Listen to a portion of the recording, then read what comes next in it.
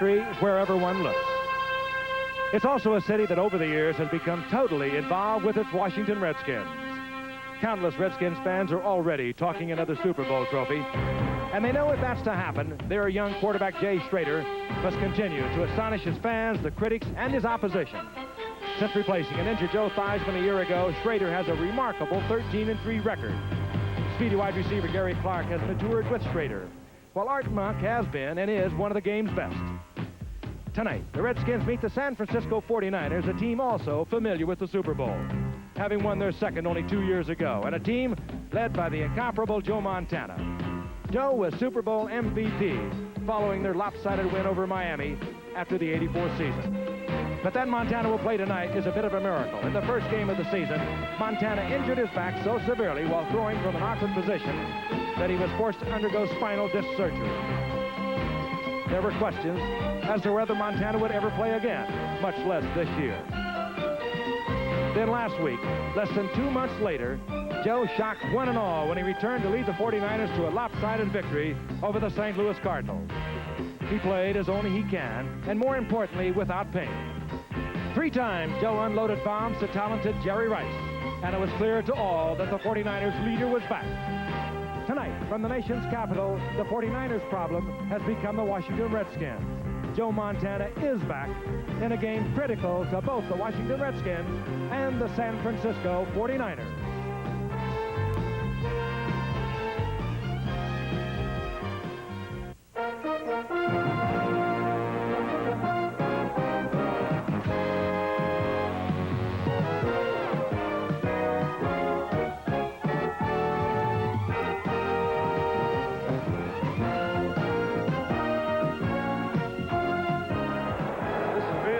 Explosive game offensively.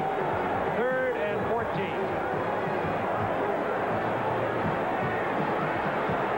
Going for Washington again. Oh, they got it. Steve Washington took it away from Mark Washington. Hayes, here they come. He's going to get the first down. Jeff Hayes in a full sprint. And I'll believe this. 3rd down and 7. I love it, Coach. Now the safety blitz. The delay is on. Montana reads it, gets it to Nehemiah. It's all over. Nehemiah was a bullfrog.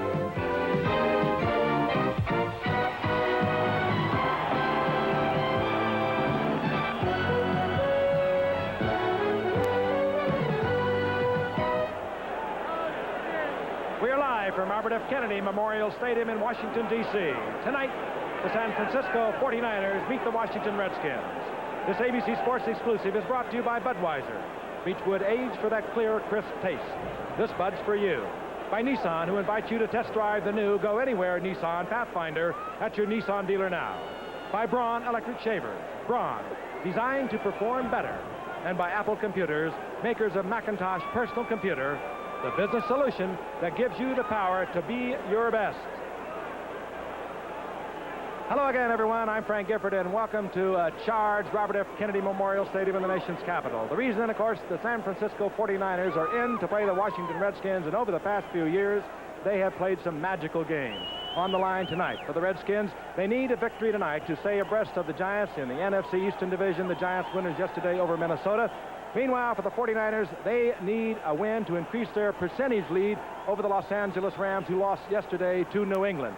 So much is on the line from the standpoint of the divisional standings, but what has been occupying everyone's mind has been the return of Joe Montana. He came back a week ago after being out for several weeks, less than 2 months with spinal disc surgery. Much was said about whether he came back too earlier. The medical team was quoted, sometimes erroneously. We thought we'd get it straight from Joe and Dr. Arthur White, his orthopedic surgeon. Playing football is a dangerous sport, and he is as ready and was as ready to play as he ever would. What he's doing, he totally believes in his own ability. He believes in the medical team, and they say he is ready, and he is indeed ready. One thing we do know about Joe Montana, this is a different football team when he is the leader. Much like Jim McMahon leaves the Chicago Bears, this is what Joe Montana means to the 49ers, and I think we'll see that tonight. Meanwhile, they take on the Washington Redskins. The Redskins, they are tough no matter where they play, but they are indeed tough at RFK Stadium. Al, you've been watching this action here. I think your first game here at RFK Stadium. It's a supercharged crowd, and we'll hear a lot of them tonight. And you can see why the Redskins play so well at home, have over the past several years. They're unbeaten at home this year, in fact. And this is very much a vital game for Washington for a couple of reasons. If they lose tonight, they would be a game back of New York. And then they have Dallas coming in here over the weekend. Were they to lose to Dallas, it would be their second loss to the Cowboys. They'd be even with Dallas, and that would deal a very severe blow to their wild card hopes. So tonight they try to stay on top with New York in the NFC East, in a game that should be a very high-scoring game. Both teams with explosive passing attacks. There is Jay Schrader in his first full season at the helm, taking over for the retired Joe Theismann. He has great receivers in Art Monk, in Gary Clark, and in Clint Didier, a team that can score a lot of points, a team that has also proven it can come from behind. 3 times this season, the Redskins have trailed going into the fourth period, and they've won on 3 occasions under those circumstances. And tonight they'll be going up against a San Francisco secondary that gets Ronnie Lott back. He's missed 2 games, and also features a pair of rookie cornerbacks. So San Francisco and Washington in a great matchup. Washington slightly favored by virtue of the home field advantage. The Giants 9-2. There's Washington right now. Dallas coming from behind to stay in the race yesterday, and Philadelphia and St. Louis gone. At the moment, San Francisco leads in the NFC West because of the Rams' loss. And look at New Orleans. They're back in it at 6-5 and red hot. And Atlanta has faded to 500.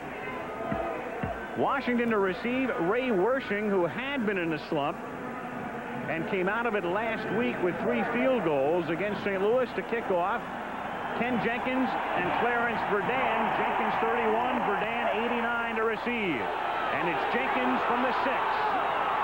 Past the 20, loses the football at the 28-yard line, and a scramble for it. So a fumble on the opening kickoff, and Washington has it. Now, the San Francisco 49ers are leading the league in turnovers, and we get one almost on the very opening play. They are opportunistic in every way. And for Washington, Schrader with 12 touchdowns and only 7 interceptions. And then the men with him, Rodgers is the sole running back, and we'll also see Kelvin Bryant, Monk, Clark, and then the 2 tight ends with Didier really a flexed tight end or H-back, and the men up front for Washington. 1st and 10 Redskins from the 27. With Clark left and Monk going in motion. Fake to Rodgers. Schrader pressured, sacked at the 9-yard line. Dwayne Board, number 76, in his 7th season out of North Carolina A&T for a big loss back to the 9. That's an 18-yard sack. He's one of the best and has been for a long time. They have moved him over to the left side tonight. Dwayne Board coming from the opposite side where he ordinarily lines up, playing defensive left end tonight. There he is in dead pursuit, and Schrader, a good athlete. No way he could get away from Board, who is not that big. He's only about 250, but what he loses in size, he makes up in quickness. They give him forward, or should we say backward progress to the 11, so it's a 16-yard sack officially. And Kelvin Bryant is already in the game on 2nd and long. And he's in the pattern, and another sack back at the 4-yard line. And it's Charles Haley, a rookie out of Little James Madison, who has already made a big mark in San Francisco. He has indeed. That was his 8th sack of the season, a 4th-round draft pick. He comes in there on the pass rush. The Redskins drop into their pass protection, but they're facing the 4-man front. Here it comes over on the left side. Joe Jacoby, the biggest lineman out there at left tackle for the Redskins, could not handle him. What a way to begin for Washington. Fumble the opening kickoff, but recover. 2 big sacks. 3rd and 32 from the 4.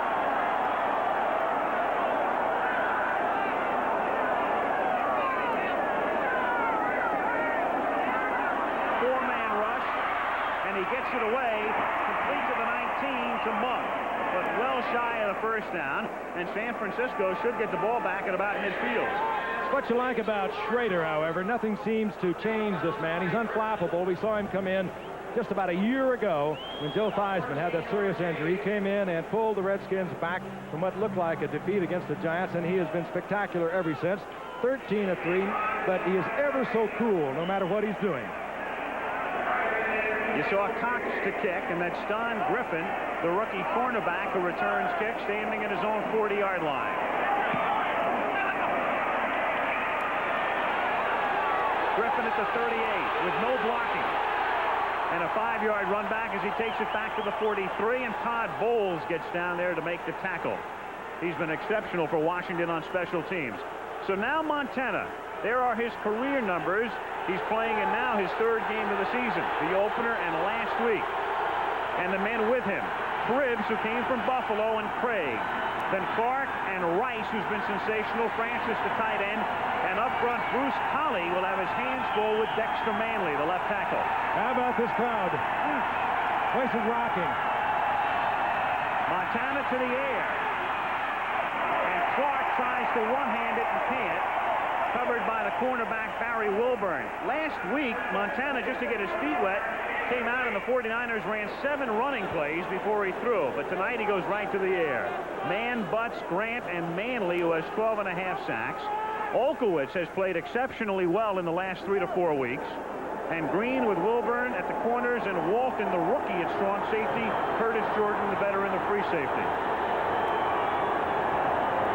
2nd and 10.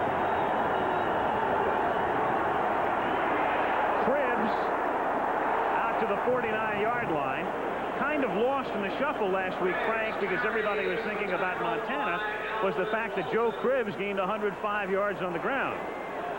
When Wendell Tyler was released November the 4th, made a lot of people in San Francisco unhappy, a lot of players on the 49er team. But what Bill Walsh did, he said in effect, Joe Cribbs, you are my other back along with Roger Craig. We won't be switching you off anymore. And I think it helped Joe Cribbs. It would help any running back. He knows he is the man they're going to call on now. 3rd and 4. Montana, short drop, throws, complete, first down, 43. And that's the newest superstar in the NFL, and a true superstar. Jerry Rice having a fabulous season. Working against Darrell Green. Darrell Green with the great speed, but he has to expect that Rice could go deep. He's been looking at it all week in films of the St. Louis game, and Montana was absolutely dead perfect. I don't think we're going to see a whole lot of lengthy, time-consuming pass drops by Montana, at least early in the game, while the Redskins' defensive line is fresh. That was Rice's 50th catch, and it's Francis in motion. Swing pass to Craig, and he's out of bounds at the 43-yard line. That's what we will see a lot of, because Montana reads it so quickly, reads that 49er offense like no one you're going to find in this game today. He looked downfield. The receiver was working, his deep receiver working against the defense. He knew he could not get the ball there. He didn't even hesitate. Fired it out to Craig and gets the completion. And it could have turned into a long gainer. No gain on the play, so it's 2nd and 10 from the 43. Craig again through the middle, fighting for extra yardage, and he gets nailed at the 40-yard line. Hit by Curtis Jordan. Craig had a great year last year. He became the first ever to gain 1,000 yards rushing and receiving. And this year, he's way off last year's pace, and part of the reason is he has not been completely healthy. Playing with a very sore hip, and it has bothered him. He's way off last year's pace, but it's hard to expect him to do that again. Passing situation for Montana. He puts Clark out to the left. Rice goes out to the right, where he picks up Darrell Green. That's a little bit of a mismatch in terms of size. But not in speed. 3rd and 7 from the 40. And Montana under heavy pressure, scrambles, pump fakes, and gets nailed at the 38 and loses the football at the 38-yard line. And Rich Malott recovers it. And let's see about Montana.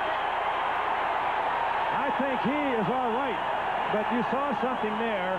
Montana forced out of the pocket to his left. When he was hurt in the opening game against Tampa Bay, he wasn't hit. He tried to throw the ball against Tampa Bay, and he did throw the ball from this position right there.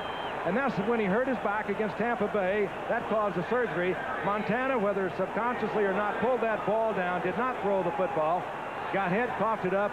I'm sure he's all right. He took the hit well. He got off the field all right. Takes it, of course, from Dexter Manley, the man who said, "I'll ring your clock if I get a chance." But Dexter talks a lot, and Joe expects that. He expects to play like a healthy football player, and that's what he is. He rang it from the rear. And Washington at the 32-yard line. The pass complete to Gary Clark, and Clark takes it out to the 40-yard line. And the rookie cornerback Griffin makes the tackle. It had to be a very anxious moment for every 49er fan to watch Montana, and he appears to be fine, roll to his left and even think about throwing back to his right. Calling Dr. Arthur White, I think the orthopedic surgeon said, "You did well." Or Jennifer, everything's all right. Don't worry about a thing. He took a tremendous shot right in the back, and he is all right. As you see, Ronnie Lott is back after missing a couple of weeks, a hairline fracture of the tibia. Second down and a long 3 from the 40 with no score. And Schrader hits Clark for a first down as he is run out of bounds into the Washington bench at the 46-yard line. And again, it's Don Griffin. So that's a matchup to watch tonight. Clark against the rookie Griffin out of Middle Tennessee State. Again, the 49ers going with the 2 rookie corners in that revamped secondary. Again, they're missing Eric Wright. He has a bad groin and is probably gone for the season. And as you know, Dwight Hicks no longer plays with San Francisco. He's in Indianapolis. Jeff Fuller's hurt. It's a team full of injuries, these 49ers. But Gary Clark having a great season, as most of the teams are respecting the man at the top of your screen, Art Monk. 10 from the 46. Big hole through the middle. Rodgers running over people to the 35.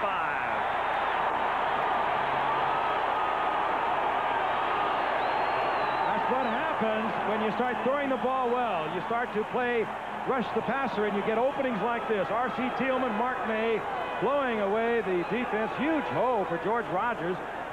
He didn't know what to think of it, so he just put the head down and bull down to the first down near the 35-yard line. But when you start completing passes, that defensive line has to start thinking we've got to get to the passer, and that's when it's easy to run. First and 10, Washington at the San Francisco 35-yard line. Schrader, everybody in the pattern, including Rodgers, and he goes deep for Clark. Too deep.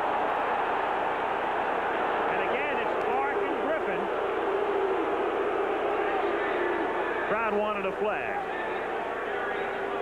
A little close on that defense down there, but again, Griffin, the rookie from Middle Tennessee State. Clark got a step on him, but he's been getting a step on the best in the league this year. And Schrader just had it beyond his outstretched fingertips. But again, Schrader so cool in there. He could have drilled that in there for 6 as Gary Clark was able to get that individual coverage. Schrader read it beautifully. The offensive set, of course, designed by the man you just saw, Joe Gibbs, one of the best in the business. Second and 10 at the 35. We've played 4.5 minutes with no score. Bryant wrapped up and driven back by Dwayne Board, number 76. Kelvin Bryant missed a lot of time after a good beginning. Nice opening day effort against Philadelphia, but then he got hurt.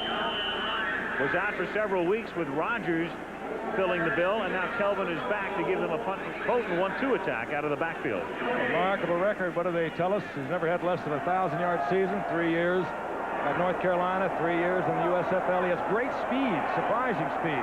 The one thing he can do that Rodgers doesn't is catch the football. Last week, he caught a touchdown pass against Green Bay, and he's in there now on 3rd and long.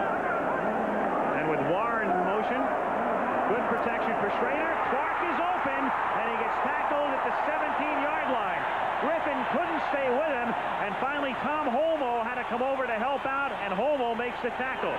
But it's going to be a long night for Griffin.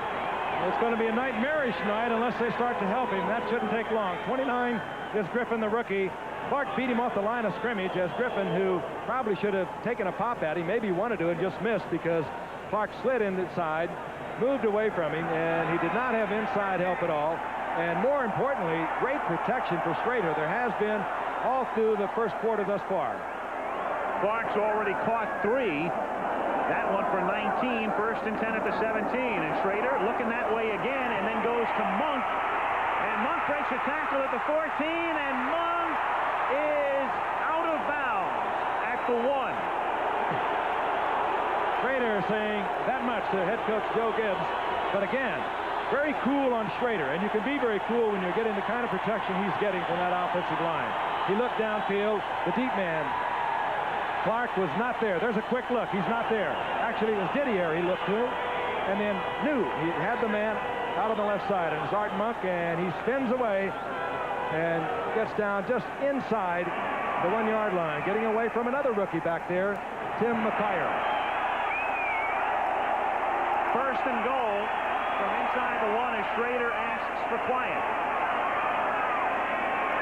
And they have Warren as the blocking back, and he leads the way, and Rogers does not get there.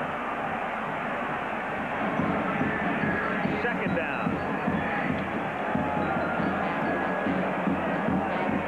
Rogers, of course, Heisman Award winner, South Carolina. The Redskins were able to get him a year ago from New Orleans.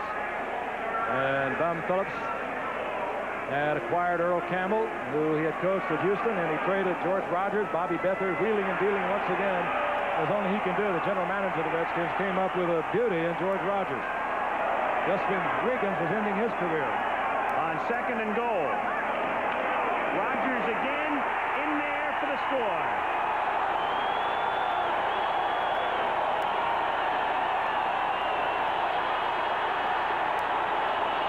Behind Grimm and Bostic. And Rogers, who last week saw a streak snap, he had scored a touchdown in 12 consecutive games. He got blanked in Green Bay. He begins another streak here with 7:53 to play in the period. Rogers moving behind the big folks over the left side. Jacoby there, Bostic, Grimm. And so the 49ers, who have been winning by turnovers, turned it over themselves, and the Redskins made the most out of it. Max Zendejas, who's anything but automatic. He's missed 4 extra points in the last 2 weeks. Oh, he's exciting. They cheer the conversion here. As well they should. And so they capitalize on Montana's fumble. Go down the field, and the Skins lead 7-0. Who is nearing the 1,000-yard mark this season, and he'll be up and over that probably by next week. His 14th rushing touchdown of the year. San Francisco to receive, and dropping back for the 49ers, Derek Crawford, number 83, and number 24 for San Francisco is Derek Harmon.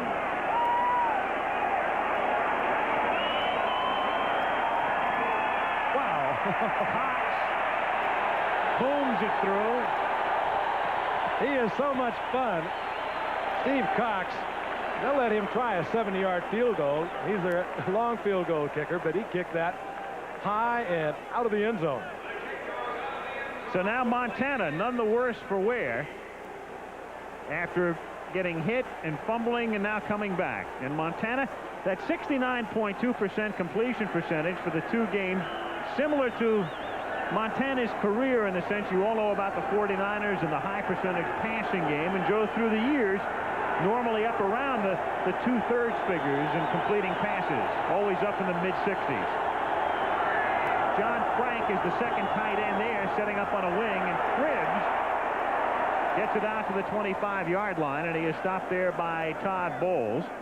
It'll be 2nd and 5, and now Schrader is on the phone with the coaches upstairs. And Schrader, who got sacked twice on their first drive, and then Washington forced to punt, leading the team down the field, completing 3 passes to Clark and the other 2 to Monk. Talk about high percentage or low percentage of interceptions. Schrader has had a remarkable season. He's only thrown up 7. 2nd and 5. Montana going underneath for Craig, fighting for the first down, but he does not get it. He's out of bounds at the 29-yard line. It'll be 3rd and 1.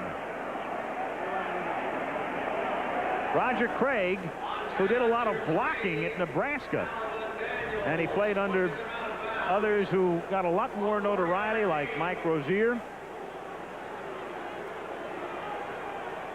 But now, coming into his own, especially in the Super Bowl against Miami, that's when he really came into prominence.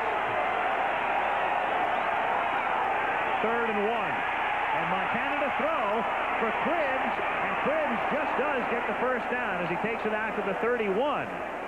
Montana was thinking big. He had Rice on a fly looked up, he wasn't there, and knew he had Cribbs out in the flat. He reads it so quickly, fires it out to Cribbs, who is an excellent receiver out of the backfield. In 1983, he had 57 receptions up at Buffalo. Now, here comes the pressure. A little play action by Montana, flooding backs to the left. It should have been single coverage. He read it very quickly. You saw him look downfield to Rice. He knew right away where Cribbs was.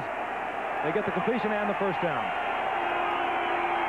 From the 31-yard line, it's Cribbs again trying to pick his way through, and he takes it out to the 35. You know, the irony here, Frank, one of the reasons they let Tyler go, and by no means the only reason, but Tyler was a fumbler. There was no question about it. And the downside of Wendell was he coughed the ball up so much, and yet of all of the backs in the NFL who've carried more than 500 times in their career, who would lead in fumble frequency?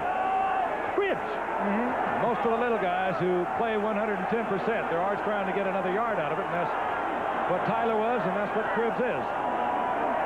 2nd and 6, and it's Rice at the 50-yard line, and he takes it to the 45, and Darrell Green, who won the NFL fastest man contest, is matched up with him. And every time Rice catches the ball, he's a threat to break it all away. And Green playing right on top of him, trying to get a hit if he goes to the outside. He knows he has a little help to the inside. Rice is there. He has great speed. He would never run away from Darrell Green, who was a world-class sprinter at Texas A&I 5 years ago. But they get the completion, get the first down, and again, Rice is beating the best they have back there, Darrell Green. Cribbs in motion from the 45 on 1st and 10, and Montana throws to Clark over the middle. Clark inside the 30, and run out of bounds at the 26-yard line by Barry Wilburn. So Montana shaking off the hit and coming out and leading the 49ers down the field for another first down to the 26 and looking pretty sharp.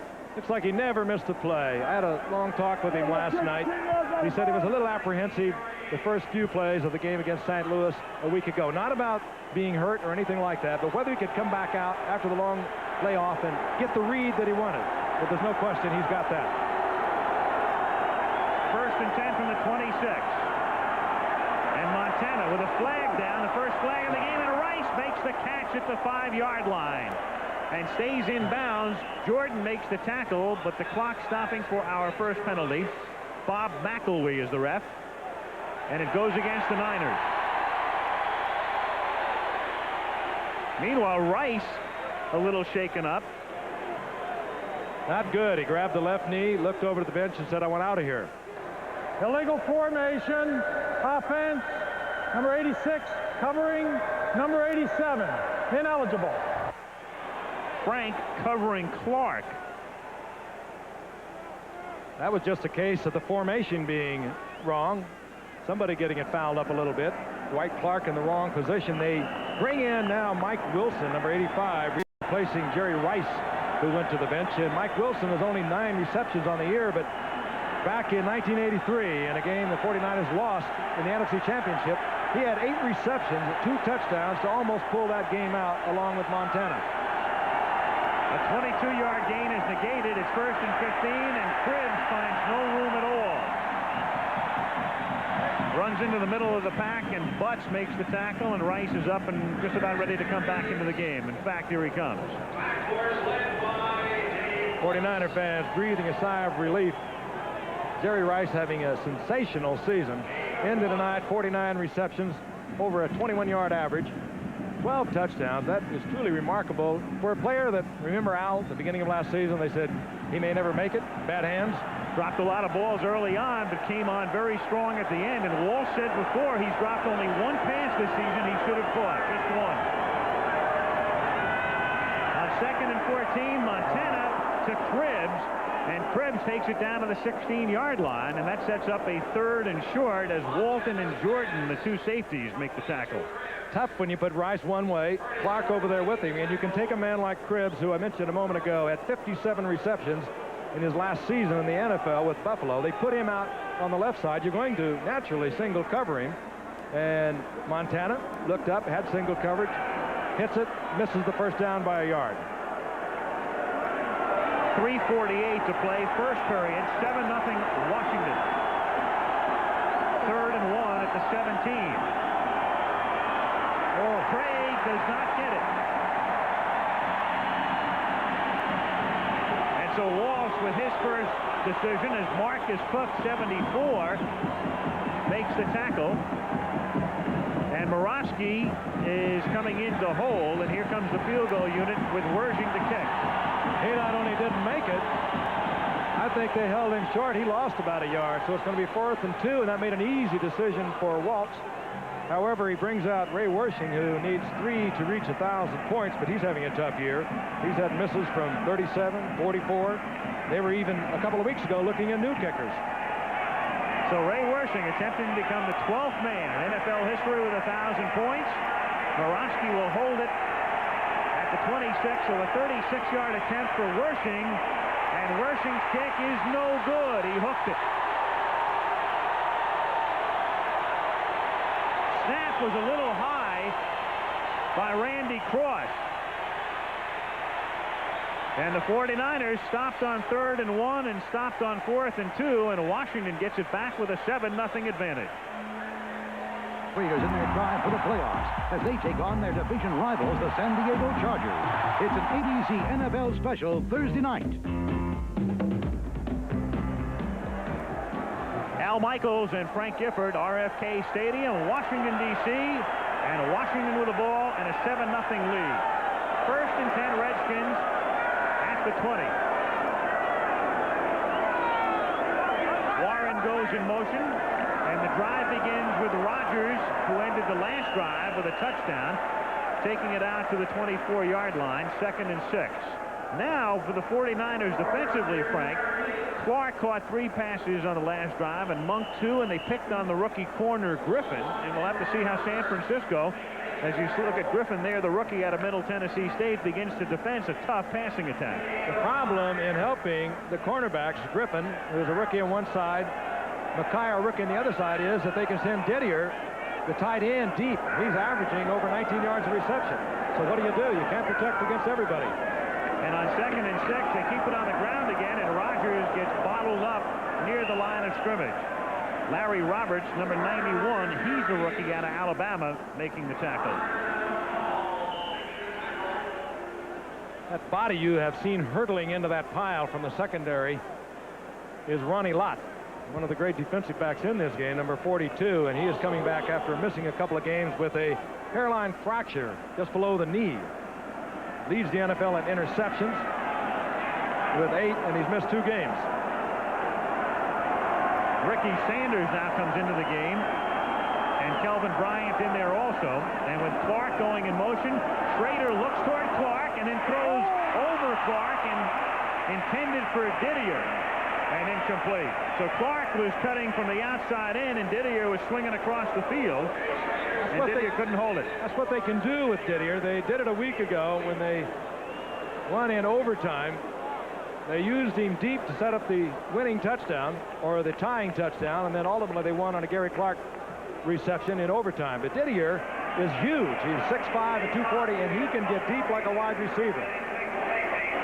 Now Steve Cox with a wobbly kick and fielded at the 40-yard line, and a fair catch is made by Griffin. So we have 1:15 to go in a fast-moving first period in Washington. Skins 7, 49ers nothing. That's our producer, Ken Wolf. And next to him, Jeff Forty. Come on, Niners! And John Riggins. The world according to Riggo. The Hawks, name they received a couple of years ago, and they're on the way to the Super Bowl, that offensive line.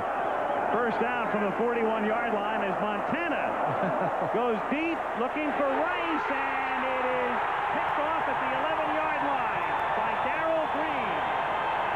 And last week, Montana so successful, 3 bombs to Rice, but tonight you're going up against Darrell Green, and he's a tough man to get behind.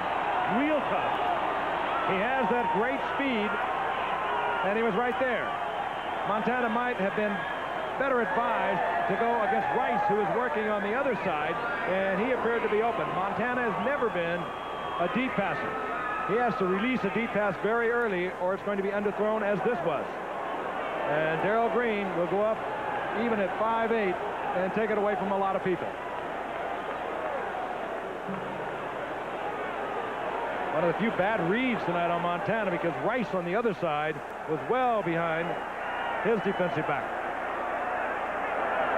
Now 1st and 10 to Washington from the 13-yard line. And Schrader to put it up. Going for Monk. Incomplete. Monk covered very well. That time Griffin was on Monk.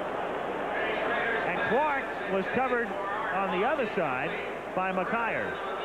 Great coverage here. Well, he's had a lot of practice in the first quarter. They've been working on him. They've been coming with Gary Clark. Gary Clark has really worked him much better to the inside. They tried to get deep with Art Monk, and Griffin in full stride was right there. Good defensive play by the rookie from Middle Tennessee State, who I know every time they get in a passing situation and they put Gary or Art Monk out there, the butterflies start to churn because they have really been pinpointing in his direction. 2nd and 10, and now they have flip-flopped because McIyer works on Clark and Griffin stays with Monk. And Bryant is in the game as the sole running back. He goes into the pattern, and the pass is caught out at the 20-yard line by Kelvin Bryant. He's a couple of yards shy of the first down as we are under a minute now to play in the first period. And there is Green, who is shaken up. He made the last interception and getting some attention on the Redskin bench. He came down on the football after he made the interception. He could have had the wind knocked out of him. We'll try and get a report, but unless the 49ers get some kind of a pass rush on Schrader, get at least a hurry on him, these numbers are going to look like a pinball machine tonight. He has had all the time in the world. If he looks at his primary receiver, he's not there. He's been able to check off on every occasion. 3rd and 3, and that's Bryant, top of the screen, wide right. And going deep again for Monk, and great coverage by Griffin again. And he picks it off, and it's still alive, and he's down at the 43-yard line. And Carlton Williamson that time on the safety blitz forced Schrader to throw in a hurry.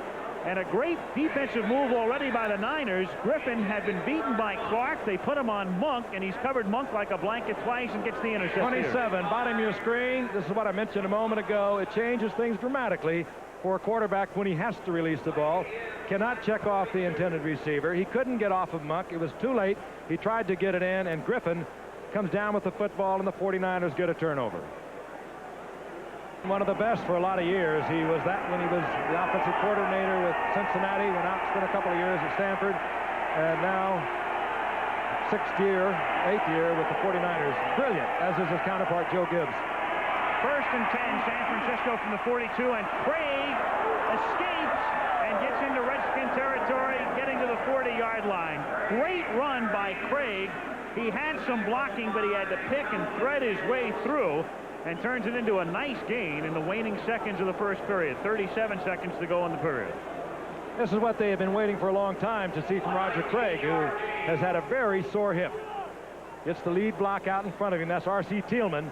And you don't necessarily have to get a great block. Thielman didn't knock anyone down, didn't take the man out, but he gave Craig, who can cut on a blocker with the best of them, a little running room, and he gets it inside the 40 of the Redskins.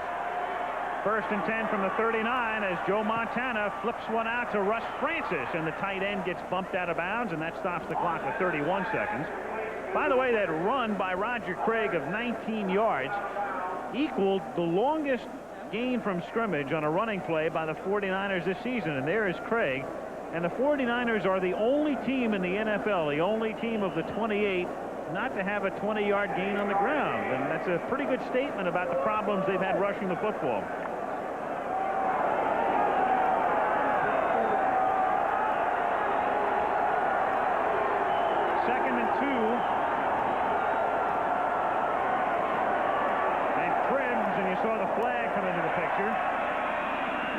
Ball loose, but let's see about the call by McElwee. Holding San Francisco.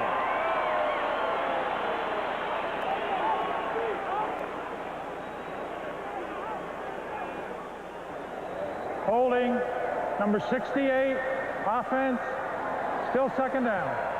That's John Ayers, the 10-year left guard out of West Texas State.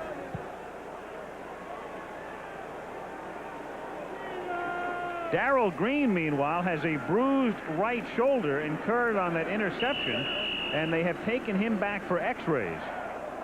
That would be a major loss to that defensive unit. He's the best of those defensive backs there. And they have to bring Tim Morrison into the game, number 41, to replace him, a rookie from North Carolina. That's John Frank in motion. 2nd and 12. Montana over the middle. Caught by Clark and taken down to the 20-yard line.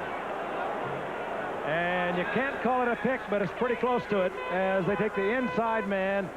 And in that case, it was Jerry Rice. He put a full drive on, and watch number 87 break behind Rice. And there's no place for Wilburn to go. You could call it a pick if you want to do.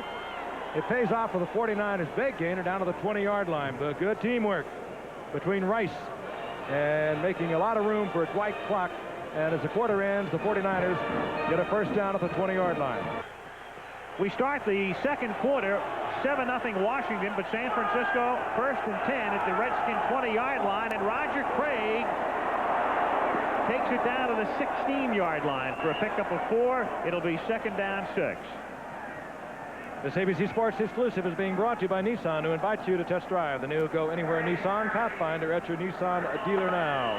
Roger Craig getting 4 over on the right side, but you just have to know that Bill Walsh and his offensive assistants, and they're good ones, Dennis Green and Mike Holmgreen, are picking out Tim Morrison, the rookie who has replaced Gerald Green. Morrison, number 41. And Morrison is on Rice on 2nd down and 6, and Montana throws for Clark in the end zone and incomplete. Clark got tied up with Wilburn. There was a little contact, and then Dwight sprung out to the outside, and Montana couldn't get it there. 3rd and 6. Good read by Montana. He saw the double coverage, and they were trying to help Tim Morrison over the other side. They had 2 men covering Rice on the other side, and they left Wilburn against Clark, and Clark made a good move to the inside. Now that's good coverage by Wilburn. When you're down close to the goal line, you've got to go with every move, even though you get turned around, and that was good coverage. He was there, although Montana could have, with the perfect pass, got it in there. 3rd and 6, and Clark is split left, and Rice goes to the right. And Montana dumps it over the middle, intended for Craig, and incomplete. And so the field goal unit coming in again. Wersching has already missed 1. They were in sync, and Roger Craig just didn't handle it. Montana read the blitz. Craig had read it, ran the tight circle, which is characteristic of a Bill Walsh passing offense. When the blitz is on and the Redskins had it on, Craig just didn't hold on. Meanwhile, Wersching again trying to become the 12th in league history with 1,000 points. Borowski to hold. The last time the snap was a little high, but then Wersching hooked it. This one from the 24, a 34-yard attempt. Good snap, good hold, and Ray Wersching is up and over 1,000. He joins that elite dozen on a 34-yard field goal, and Washington's lead is now 4. Here's your dirty dozen now, 1 through 6 on the left side, and then Wersching on the bottom of the right-hand side. Blanda scored 9 touchdowns, 9 rushing touchdowns in a 26-year career, and the rest of the points all through kicks. Now, all of those fellas kicked.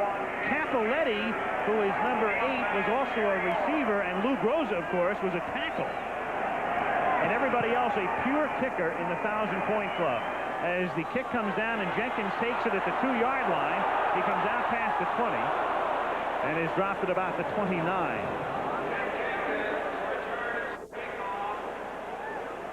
Jenkins banged that ball down there because there was a huge opening. They had opened a tremendous gap as we look at the numbers from the first quarter. Rapidly moving first quarter as both of the offensive coaches, and they are that. Walsh on one side, Gibbs on the other. It's almost like watching 2 coaches play chess. Of course, they're getting their input from their different coordinators, offense and defense, but they are the masters. Fun game. Hope you're enjoying it. 7-3 Washington. First down. Skins at the 29-yard line. Clark in motion, and McIyer stays with him in the secondary. Schrader throwing for Clark, and incomplete. Williamson came over to help out on the play defensively. 2nd and 10. Carlton Williamson, 6th-year man out of Pittsburgh. So much of the success of the 49ers in the early 80s, that great secondary. They drafted Williamson, and they had Hicks, of course, and Lott and Wright, and they really did a job. Remember that backfield, Super Bowl 19? Eric Wright was there, Dwight Hicks, 3 out of the 4 going to the Pro Bowl, and the other one is an alternate. And now 2 of them are missing. Wright, injured reserve. Dwight Hicks gone, playing for Indianapolis. 2nd and 10 from the 29. Rodgers. First down. 11-yard gain, and the block that time thrown by Clint Didier. Didier means so much to this football team. The play before this, he was split wide as a flanker. He is designated as the H-back, the move back, whatever you want to call him, number 86. He's the big tight end. He's the man that they can send deep. A moment ago, the 49ers lined up defensively with Keena Turner, a linebacker, out trying to cover him. Keena's good, but he'll have a hard time staying with Didier when he gets out into single coverage on him on the outside. He had a great block there for Rodgers. 1st and 10 from the 40. Rodgers again. And Rodgers takes it out to the 49. And Rodgers has not been running particularly well the last 3 weeks, and he's blamed himself. He said, I'm just not breaking tackles. I'm just not moving through the holes, but he is tonight. Good move there. He broke it back into the inside. Remember Otis Sistrunk a few years ago? Remember his barber? Alex Karras labeled him the man from Mars University.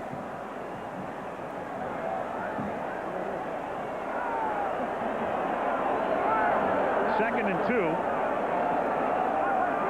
Warren in motion. Rodgers again, and they let George do it for another first down as he takes it into San Francisco territory to the 49er 47. This is what they would like to do better and more often. Coming into tonight, the Redskins were 18th in yards rushing in the National Football League. Al touched on it. They've not been running well. Rodgers himself has said, I've been missing the cuts. I've not been running well. But if they can move the ball on the ground, Joe Gibbs knows, like every other offensive coach, then it makes the passing game so much more deadly. First down, Redskins at the San Francisco 47. Bryant is now in the game. And Schrader, incomplete, intended for Art Monk, who was covered that time by McKyer. Good coverage by McKyer. He was right with Monk all the way. Read the square out pattern, the little roll by Schrader, probably picked up in a film study, or the tape study now that they're using. And McKyer, the rookie from Texas at Arlington, was right there. Good coverage. And they had good coverage on the off man that Schrader would have gone to. That would have been Clint Didier. Good coverage by Williamson on Didier. 2nd and 10. Clark and Monk are sent to the same side, to the left. And now Monk comes in motion the other way. And the pass is incomplete on a mix-up. Pressure that time on Schrader, but Schrader thinking the pattern's going one way and it went the other.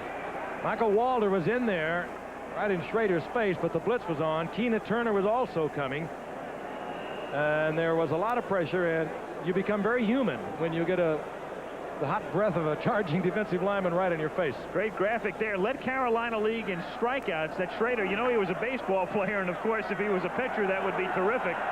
But when you're a hitter, you know why you become a football player. Was it Mark Gooden down there pitching to him? Dwight Gooden was in the Carolina League. 3rd and 10 at the 47. Schrader throws on the run and incomplete. Threw it behind Clark, who would have been well shy in the first down anyway. Pressure once again. It changes things dramatically. Schrader chased out of the pocket. That time, for the first time, showing a little loss of his cool. That's twice in a row now he's been chased from that pocket.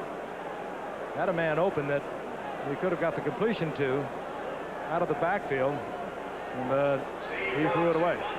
Now Steve Cox, the versatile one, kicking to Don Griffin, who stands back at his 10.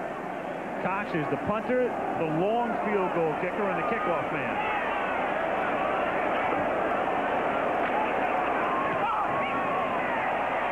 High, short kick, fair catch made at the 21-yard line. 11:30 to go in the half after only a 27-yard punt. Washington leads 7-3. call. Tony Zendejas bounces a kickoff to one Charger, who laterals to another Charger, who then bounces a forward pass to a third Charger. Now you make the call. Is this a complete pass, an incomplete pass, or a penalty? What call did you make? It is illegal to attempt a forward pass on a kickoff play. 5-yard penalty from the spot of the pass. Jackson is our analyst in college football down on the sidelines tonight. We ought to give him an IFB and a mic, Frank. Yeah, get a little coverage down there. Tim doing a great job with Keith on the telecast this year, and Oklahoma, Nebraska will be our presentation for you this Saturday. One of our fine production, and Bill Monahan down there with him. Got a lot of ski slope hours with him. 49ers with Francis in motion from the 22. First and 10. And Montana going deep for Rice. And Rice makes the catch at the 33-yard line. He beats Tim Morrison. And there's a penalty marker down. There's a marker down in the backfield, in the offensive backfield. Had to be holding where that flag goes down. No real cause for it, unless somebody was totally beat at the line of scrimmage, because, as I mentioned earlier, Montana has got to release that ball very early on deep patterns. He's got a good strong arm, but he's not known as one of your great long passes. Holding, number 68, offense. That's Ayers again. Still first down. That's Ayers again. Second penalty. Ayers on the left side. Extraordinary catch when you keep in mind, as we mentioned earlier, a year ago they wondered about Rice's hands. They were questioning some of the drop balls early in the season. Of course, he settled that all later in the season. Now, I can tell you, as a former wide receiver, how tough it is to hold on to that ball. Dead stride, full speed. You know you're going to fall right on it. Great reception, even though they call it back. First and 20 from the 11 with Rice going in motion. And Montana gets sacked at the 4. Dave Butts, number 65, who is the oldest defensive player in the league at age 36. He has not had a sack since the first game of the season. He had 2 in the opener against Philadelphia, has not had one since. 14th year. His role is not to pressure the quarterback. His role is to control that line of scrimmage from tackle to tackle. Every now and then he gets lucky, flops in there and gets the sack, but he is tough against the run. He plays over on the left side where you need strength against the run, because most teams are right-handed. That time, beating his man, Randy Cross, gets the sack, and now the 49ers are all the way back inside their own 4. Second and 27. Pressure from Manley. The flip out to Craig. 10, 20, and out to the 23-yard line, and that's going to set up a 3rd down and 9. Malott and Bowles in on the stop. Good athletics by Montana. Again, he was pressured in the end zone. Had to go up on his tiptoes, get the ball over the pressure, and he got it out to Craig, who at least will now give Montana a little bit of breathing room. Gets back to the original line of scrimmage +1. So Montana has a 3rd and 9 to deal with. At the 23-yard line.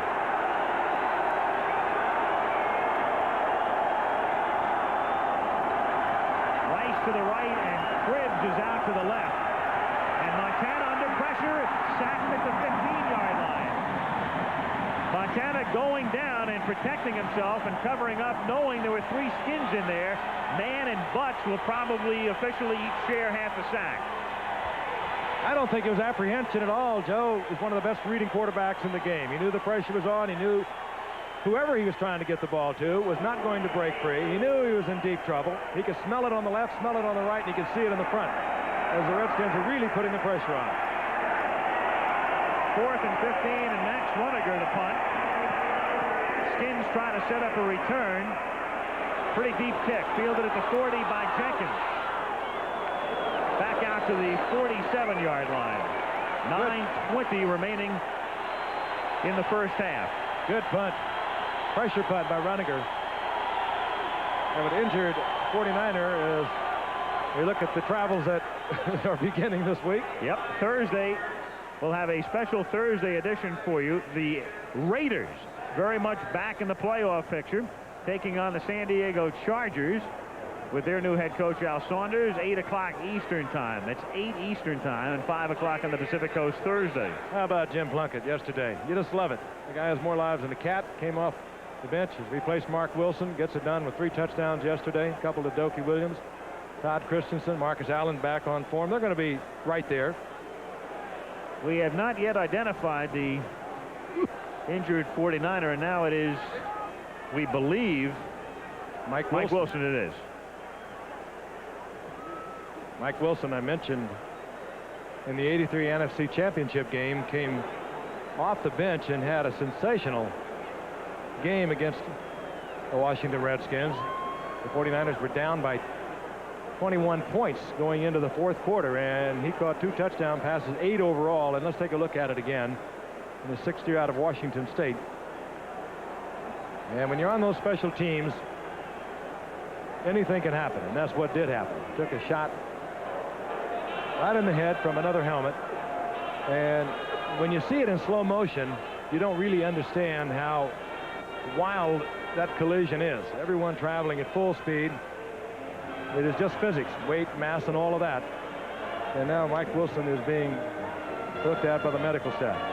That other helmet belonged to Marcus Cook, number 74. So 9:20 remaining in the first half, 7-3 Washington, and a week from tonight we'll be in the Orange Bowl in Miami, and the New York Jets, 10-1, come in with their 9-game winning streak to take on the Dolphins.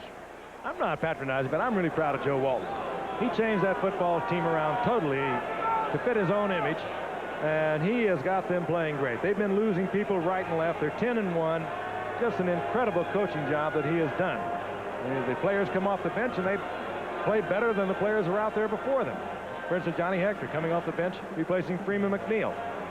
I understand Gastineau now is injured, and so they're going to have to do it all again. Marty Lyons is hurt, Klecko's hurt, but somehow they're getting it done. They're getting it done, according to Joe, with people that genuinely want to play the game, and that's the people that he started keeping 3 years ago when he totally rebuilt that team. Well, we're talking about injuries, and under this circumstance, and this is a sight we've seen all too often this year, though obviously, as you can see in the shots we've had of Wilson, he has feeling in his hands and his legs, but he remains on the turf in a season that has really, more than any other, keynoted a major problem in the National Football League, and something that's going to have to be, in some measure, addressed in the very near future.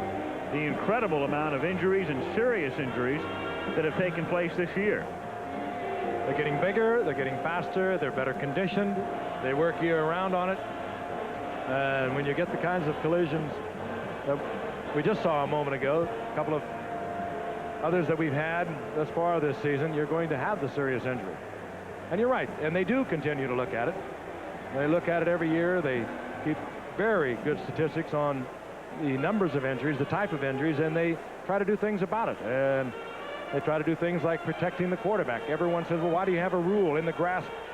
That kind of a rule that we saw a week ago that negated a touchdown by Bernie Kosar, a pass that he had completed, when they ruled that he was in the grasp. And, of course, the replay showed that it was nothing like that. But what they're trying to do is protect the players from injury. How you protect it on special teams, I don't know. You saw that collision a moment ago, and it was brutal. On special teams, I don't know either, but I know one thing. They're going to have to address the chop block, which is something that a lot of people don't see, and it happens in the trenches and in the pit. And it's not the type of thing that really lends itself to the replay. And they're going to have Mike Wilson taken off the field on a stretcher, but the chop block is the type of thing, Frank, that has to be addressed. They do every year. It's this game is by nature not so violent as it is rough. You hear a lot of talk. Dexter Manley talks for the Washington Redskins. He's a big talker. He talked about, what was it, cleaning Montana's clock or bringing his clock coming in.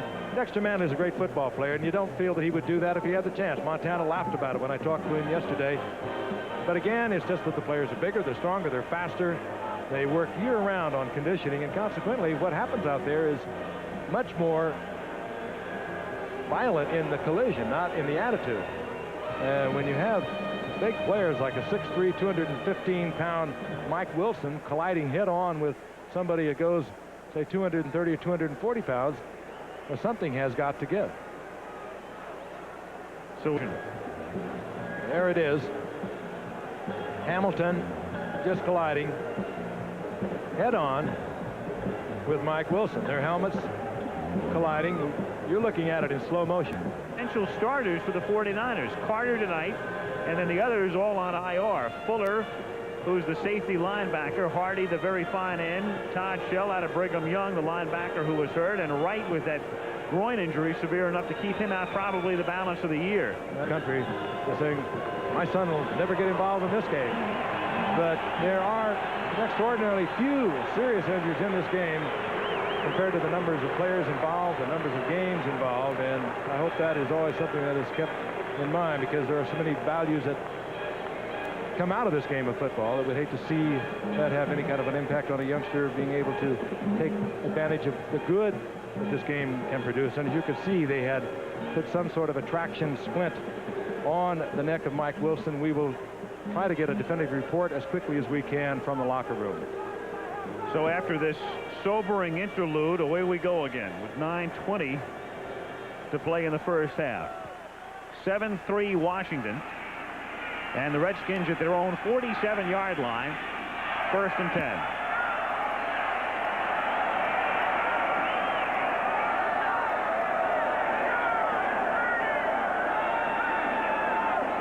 Rodgers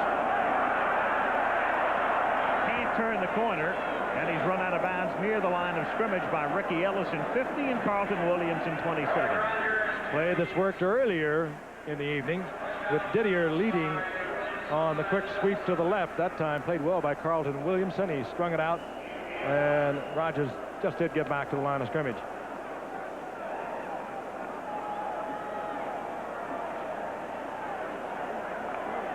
Second and 9 from the 48.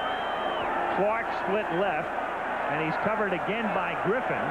And now Micaiah returns to go one-on-one with Monk on the right side. Bryant to the 49er 48. Stopped by Micaiah.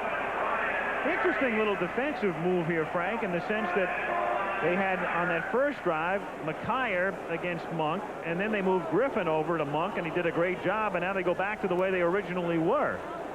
It's all set up by formation. It depends on whether Clark is on the weak side or the strong side, and depending upon whether they put Monk and Clark on the same side, this is the game that is played on every offensive play. You try to maneuver defensive backs into individual man-for-man coverage, and you hope your quarterback can read it, and these are two good quarterbacks who are reading it.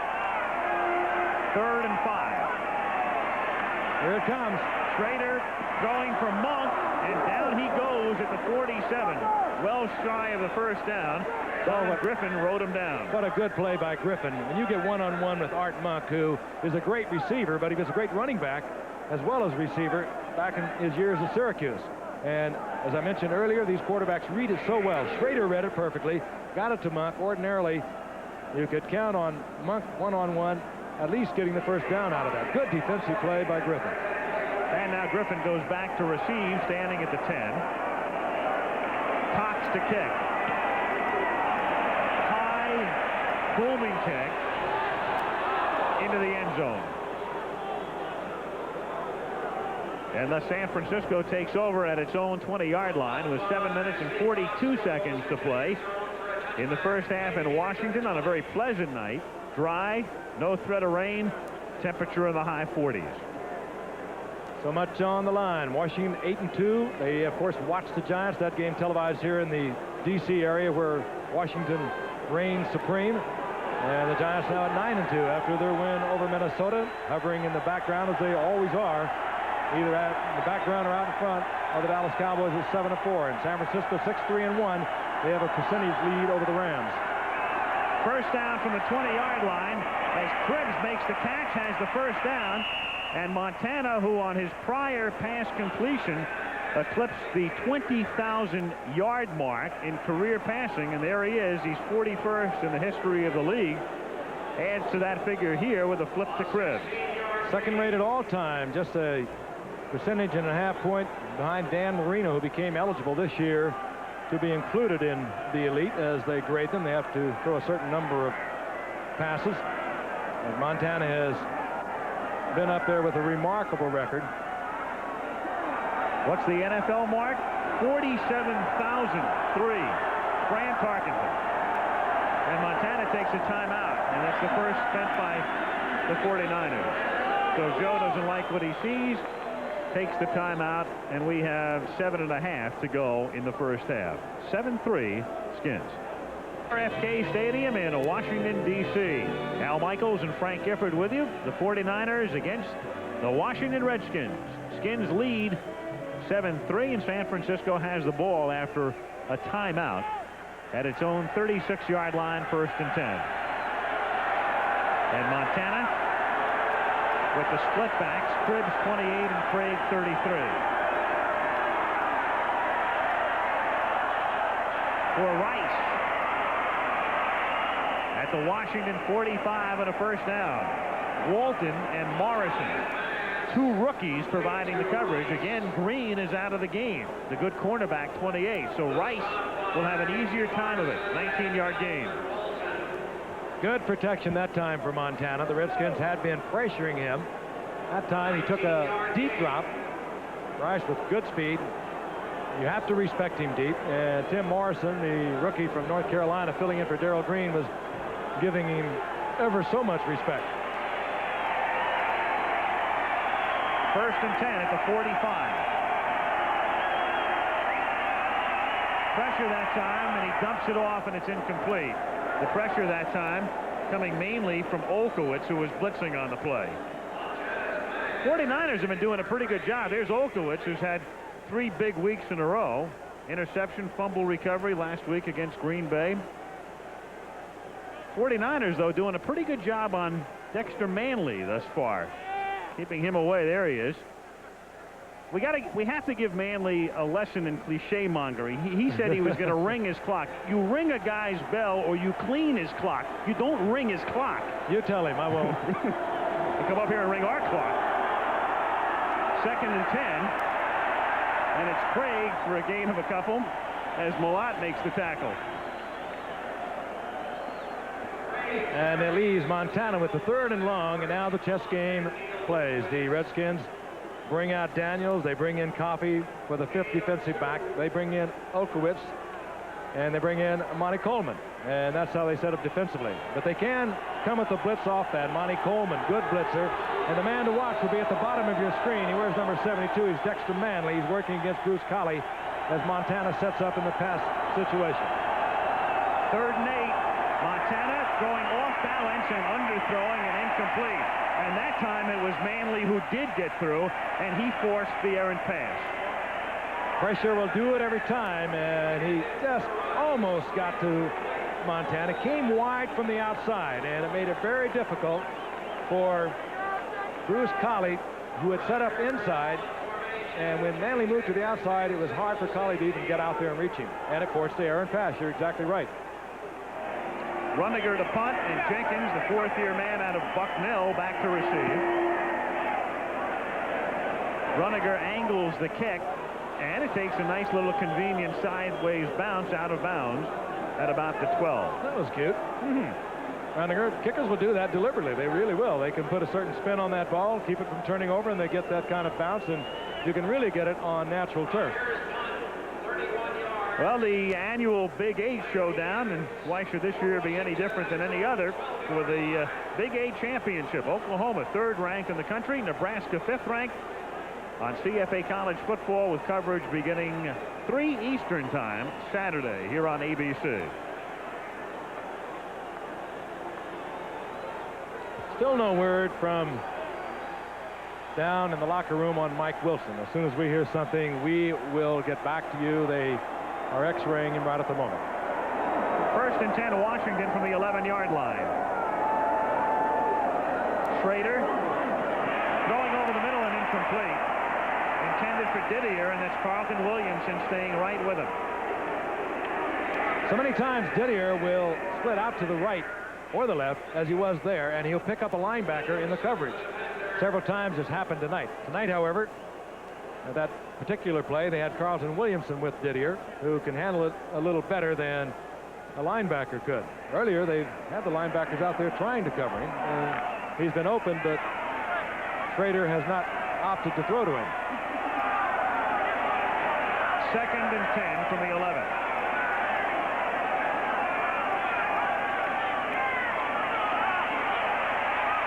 Schrader over the middle to the tight end. There's a penalty marker down as Didier takes it to the 34-yard line, and he is shaken up, and there's a flag down.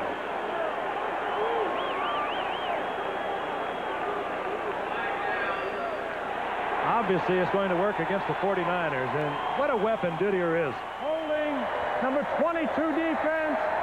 Penalty is declined. First down. McKyer. Schrader's view, and you don't see all that much. Sometimes when you look down on it, where our cameras are mostly focused, you don't see how tall these defensive linemen are. He just had a quick glimpse of Didier breaking free. He had to read it, he had to time it, and he did it perfectly.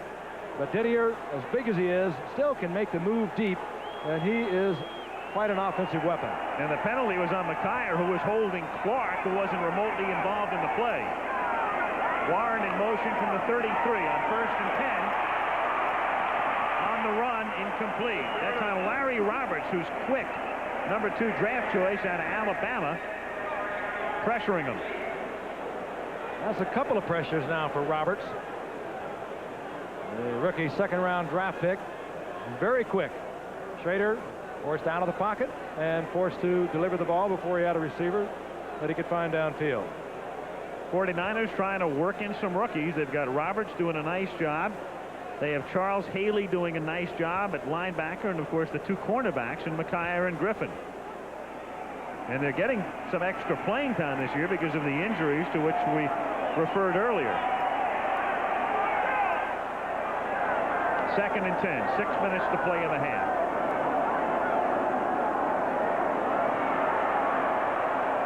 High throw, incomplete, intended for Clark and almost picked off by McKyer.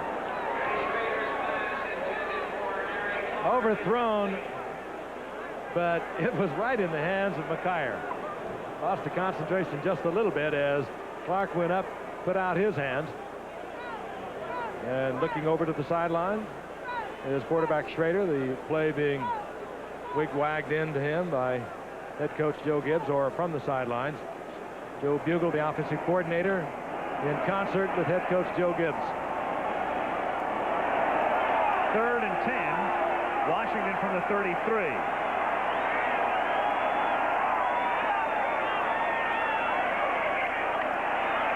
Pressure, and in the grass before the fumble. There's no fumble.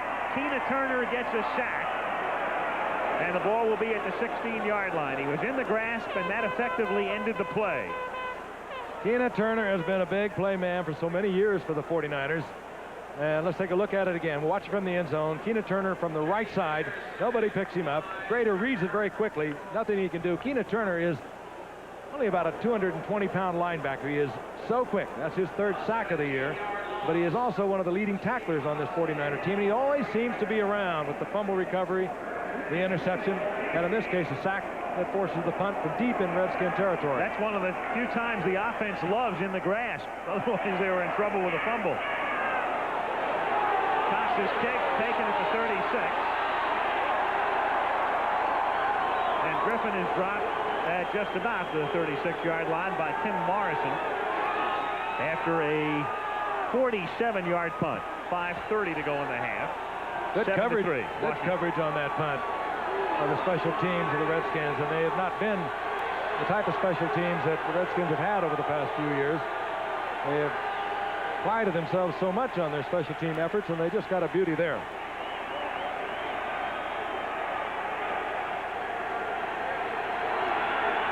First and 10. San Francisco at its own 37. Redskins ahead 7-3. Montana to Clark. Minimal gain, 2 or 3 yards. Alvin Walton wrapped him up.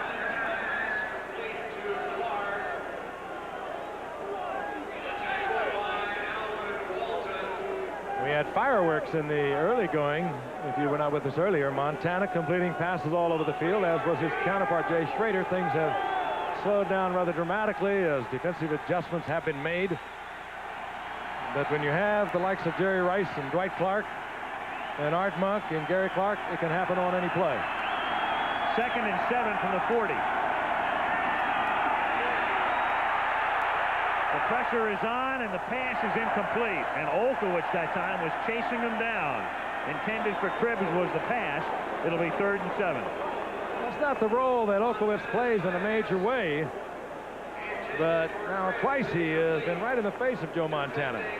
He came up 8 years ago as a free agent, and you had the feeling, at least for the first 4, 5, 6 years, that they were trying to get rid of him. They kept bringing in linebackers, working him into his spot. Nobody could get him out of that, however. They get him out on a passing situation, though. 3rd and a long 6, and they put Monty Coleman in there for pass defense, number 51.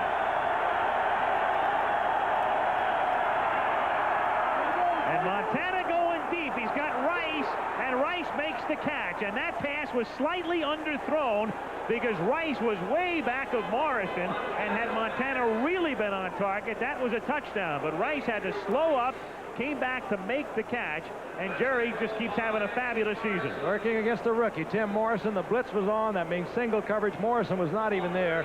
This time, I think Montana just wanted to make absolutely sure that he had the completion. And he perhaps could have lengthened that out and gone for the touchdown, but he wanted to be absolutely sure. He had him so wide open, and he was right in there with it. Rice is remarkable. That's his average coming into tonight on 49 receptions, so he is right on pace. 37-yard pickup, and Montana has to take another timeout. It's the second one he's used.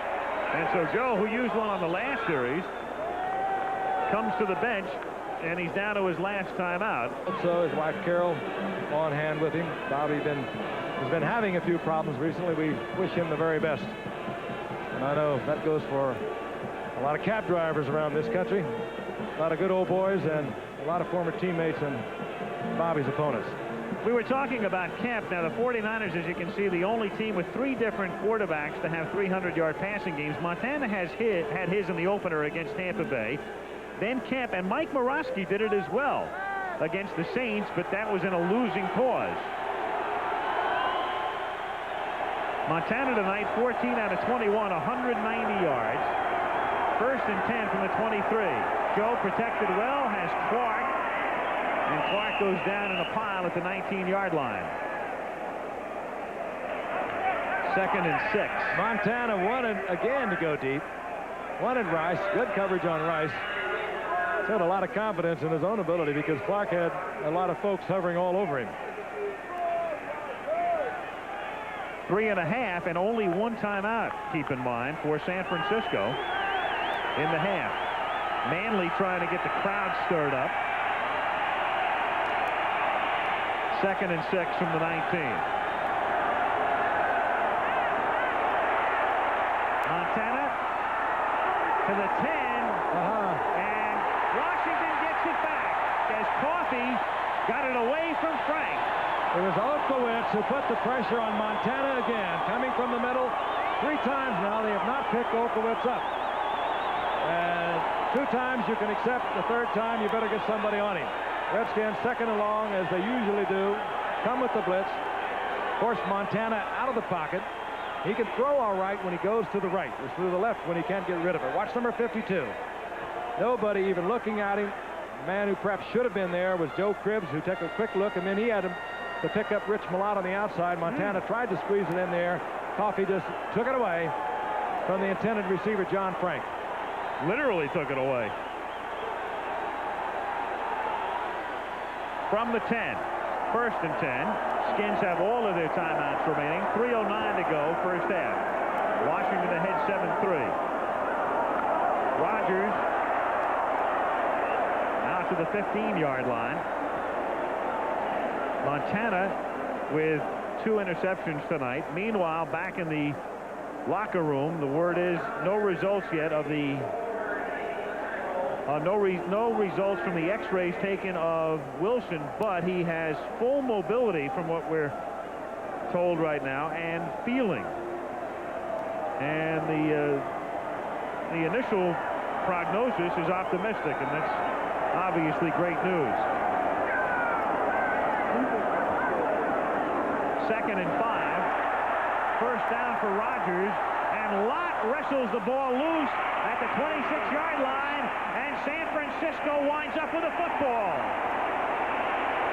And George Rogers, who's been prone to fumbling, that's the 7th time he has coughed it up this season.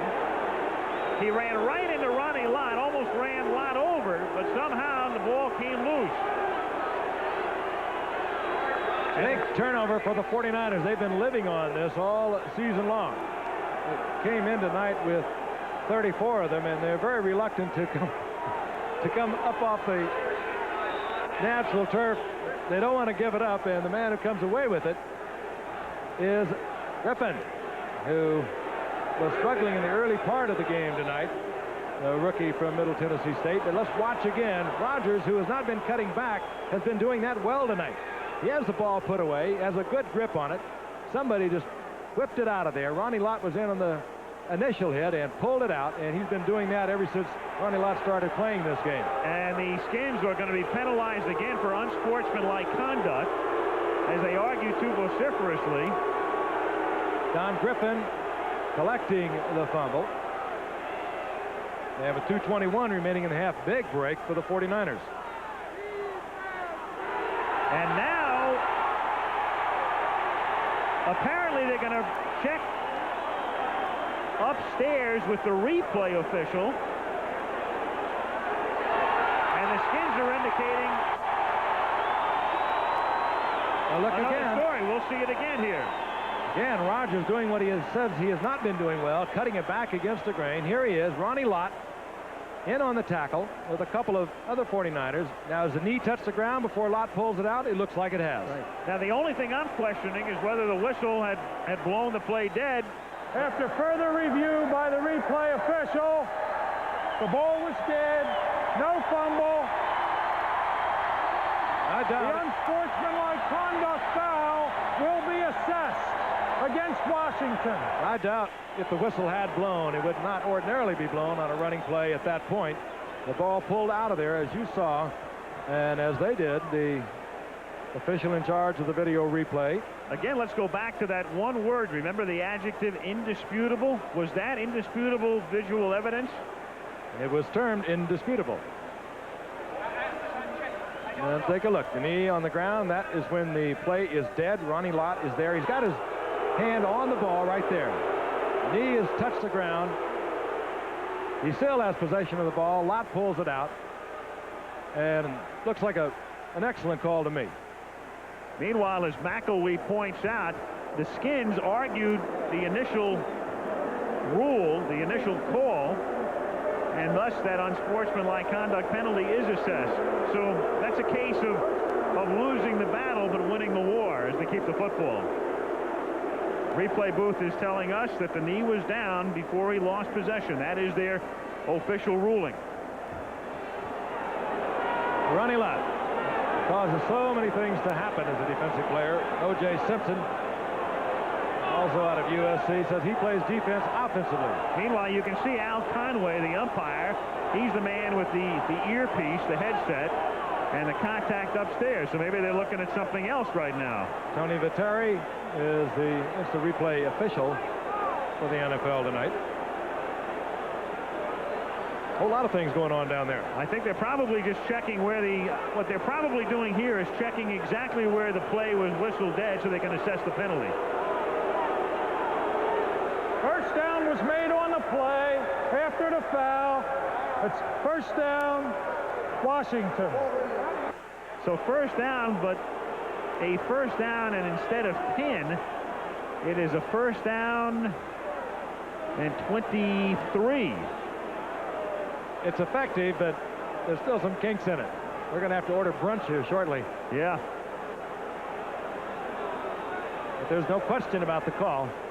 It seems to almost always compound itself, however. First and 23 back at the 12. 2:07 to go. First half, 7-3 Washington. And Rogers takes it out to the 22, and that'll take us to the 2-minute warning. And you see Rogers squeezing that football, however. He shook his head a moment ago when he fumbled it. He got a reprieve on the replay. But no one is more aware of the problem than the running back himself, in this case, George Rogers. Rivals the San Diego Chargers. It's an ABC NFL special Thursday night. 1:58 to play. Washington has all of its timeouts. 7-3 Redskins. Washington scoring its touchdown in the first quarter.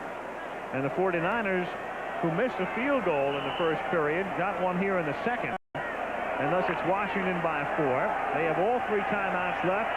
And at their own 23-yard line, it is second down and 12. Who would have believed it was 7-3 the way this game started out? Kelvin Bryant to the 32-yard line. It'll be third down and 3. I think they'll have Bryant in there much of the remaining plays here in the first half, because as we pointed out earlier, he's a fine receiver coming out of the backfield, whereas George Rogers is more of the bulldozing type runner. Bryant offers the extra dimension of being able to come out of that backfield as a good receiver.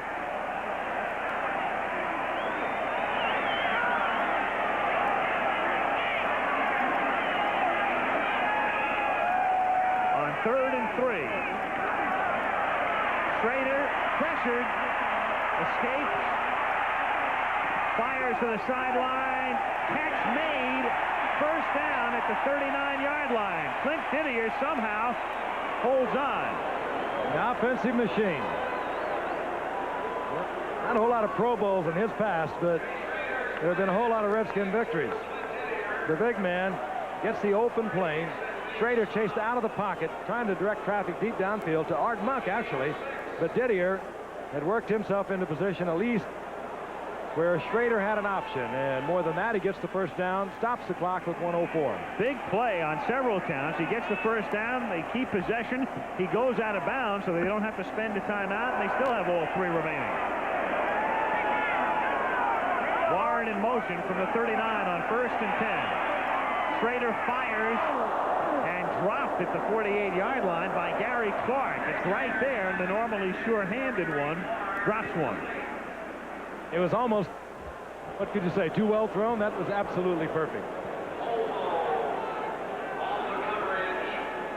Clark will not miss many of these for you. We saw him a couple of weeks ago against the Giants. 11 receptions, 241 yards, and Schrader was right in there with it. Right off the shoulder pad. Tough. Probably should use the hands, but who is to critique Clark with the kind of season he's been having? Started to slip just a tad before that pass got there. Second down 10 from the 40-yard line. Pump fake, and then back to the left side to Bryant, who has no blocking, and he stopped for no gain at the 39. And they have all of their timeouts left, and the clock continues ticking down. And what do the Redskins want to do here? As they keep looking at the bench, and there's confusion as Schrader finally looks over and he gets the signal, and the Redskins just blew about 12 seconds, and there's no excuse for that. That's interesting. I think while he's had all the poise in the world, has Jay Schrader, no way he should have had to look over to the bench. You're at the 40-yard line, nearly of your own 40-yard line. You've got a 3rd and 11 situation. You don't want the seconds to tick off. He lost about 10 or 12 seconds out of it. And while he's very cool, nevertheless, he could have saved himself some time at this point. And so with the timeout, we can go back and have a look at some action yesterday at the Metrodome in Minneapolis, where the Giants took on the Vikings. Vikings were ahead 13-12 in the 4th period when Phil Simms went back to pass. 25-yard strike to Bobby Johnson, and the Giants went on top by a score of 19-13.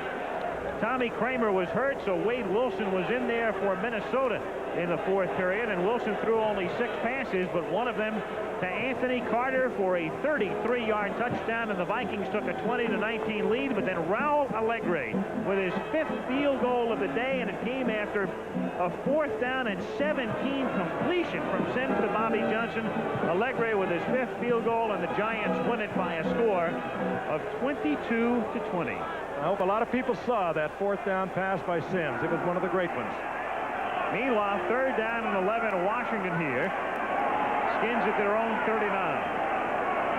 Penalty marker. Bryant does not have the first down, and let's see about the marker with 27 seconds. Nevertheless, that's why they want Bryant in there. He can do those kinds of things, whereas Rogers can't. Offside against Washington, and you would assume the 49ers will decline it because that'll make it 4th down. And McElwee just making sure with Lott, who looks over to the bench. And Lott saying no. Let's make it 4th down. We decline. Offside, number 84, offense. Penalty is declined. 4th down. Clark. As this young receiver growing up over the past year. Out of James Madison College. He has just had a remarkable year thus far. A lot of it is so much respect for Art Monk over on the opposite side. So Griffin back. Steve Cox stands at his own 30.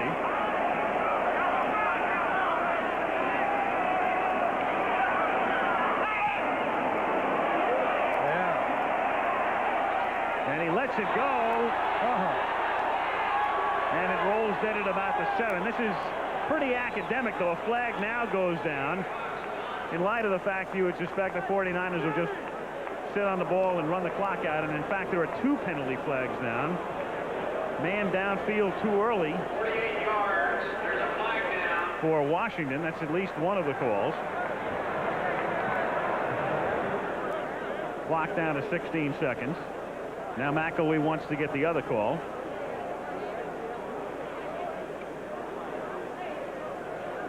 This is just what we need at 10:51 Eastern time. The way this game is going, it's going to wind up in prime time in only the Philippines. 35, offense. Illegal block in the back, number 54, defense. Replay the down.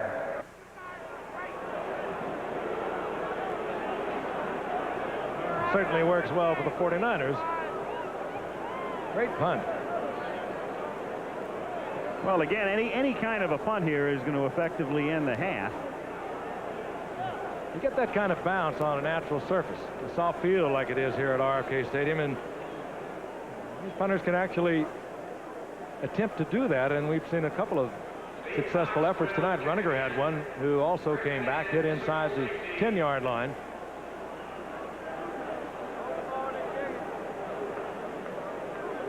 Again, we still have no word on wide receiver Mike Wilson of the 49ers, no definitive word, but they have x-rayed him, and the prognosis apparently is better than we had thought when he was injured.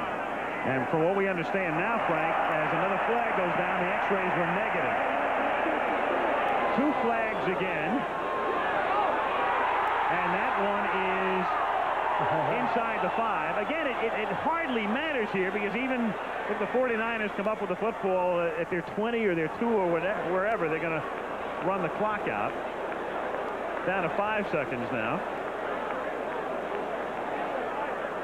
One more punt and we'll be out of here. Did you see where the Kansas City-Denver game went 3 hours and 49 minutes yesterday? No overtime.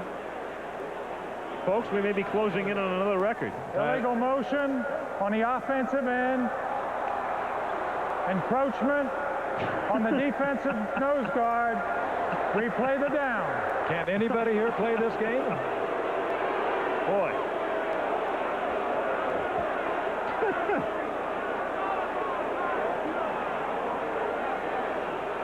We hope you were with us in the first quarter of this game when it was absolutely electrifying. Both teams moving up and down the field. Started out as pretty as the Miss America contest, and it's ending up like hog heaven here. So much on the line, however. Washington 8-2. They need the win to stay with the Giants. Dallas 7-4 in the NFC East. San Francisco 6-3-1. The Rams lost yesterday to New England. They're 7-4. They're watching tonight. New Orleans still alive at 6-5 out of the NFC West. We've seen this act. Number 1 offense. The Sooners can explode, and they back that attack with the nation's top defense. Now they face one of this season's toughest tests, their Big 8 rival, Nebraska. Ranked 5th, the Cornhuskers need a win to tie for the conference championship and a possible Orange Bowl bid. Coverage begins with college football today, Saturday. The long-awaited debut of the Rams rookie quarterback from Purdue, Jim Everett, was a smash hit yesterday in Los Angeles, if not a winning one. In the second quarter, Everett replaced Steve Dills, with the Patriots leading 13-0 over the Rams.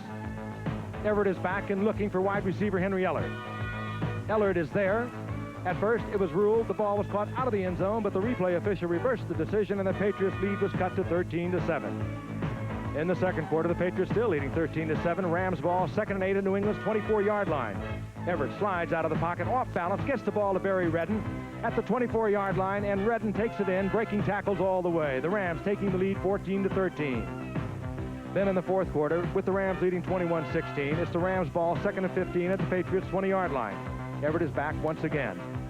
A lot of time. Looks and fires into the end zone. It's Henry Ellard once again, and the Rams lead went up to 28-16. Still in the fourth quarter, the lead still 28-16. Tony Eason is bringing the Patriots back.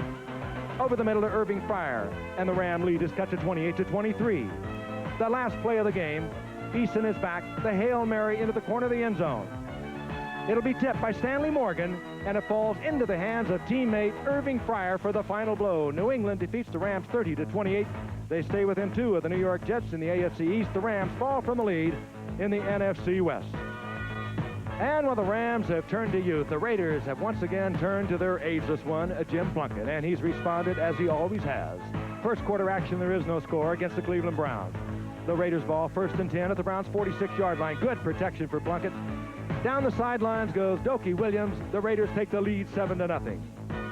In the second quarter, the Raiders have added a field goal. It's their ball, 3rd and goal at the Browns' 3-yard line. Again, good protection for Plunkett. A pump fake. He finds Christensen at the back of the end zone, and the Raiders are up 17-0. But the Browns battle back. In the fourth quarter, it's 17-14 with the Raiders on top.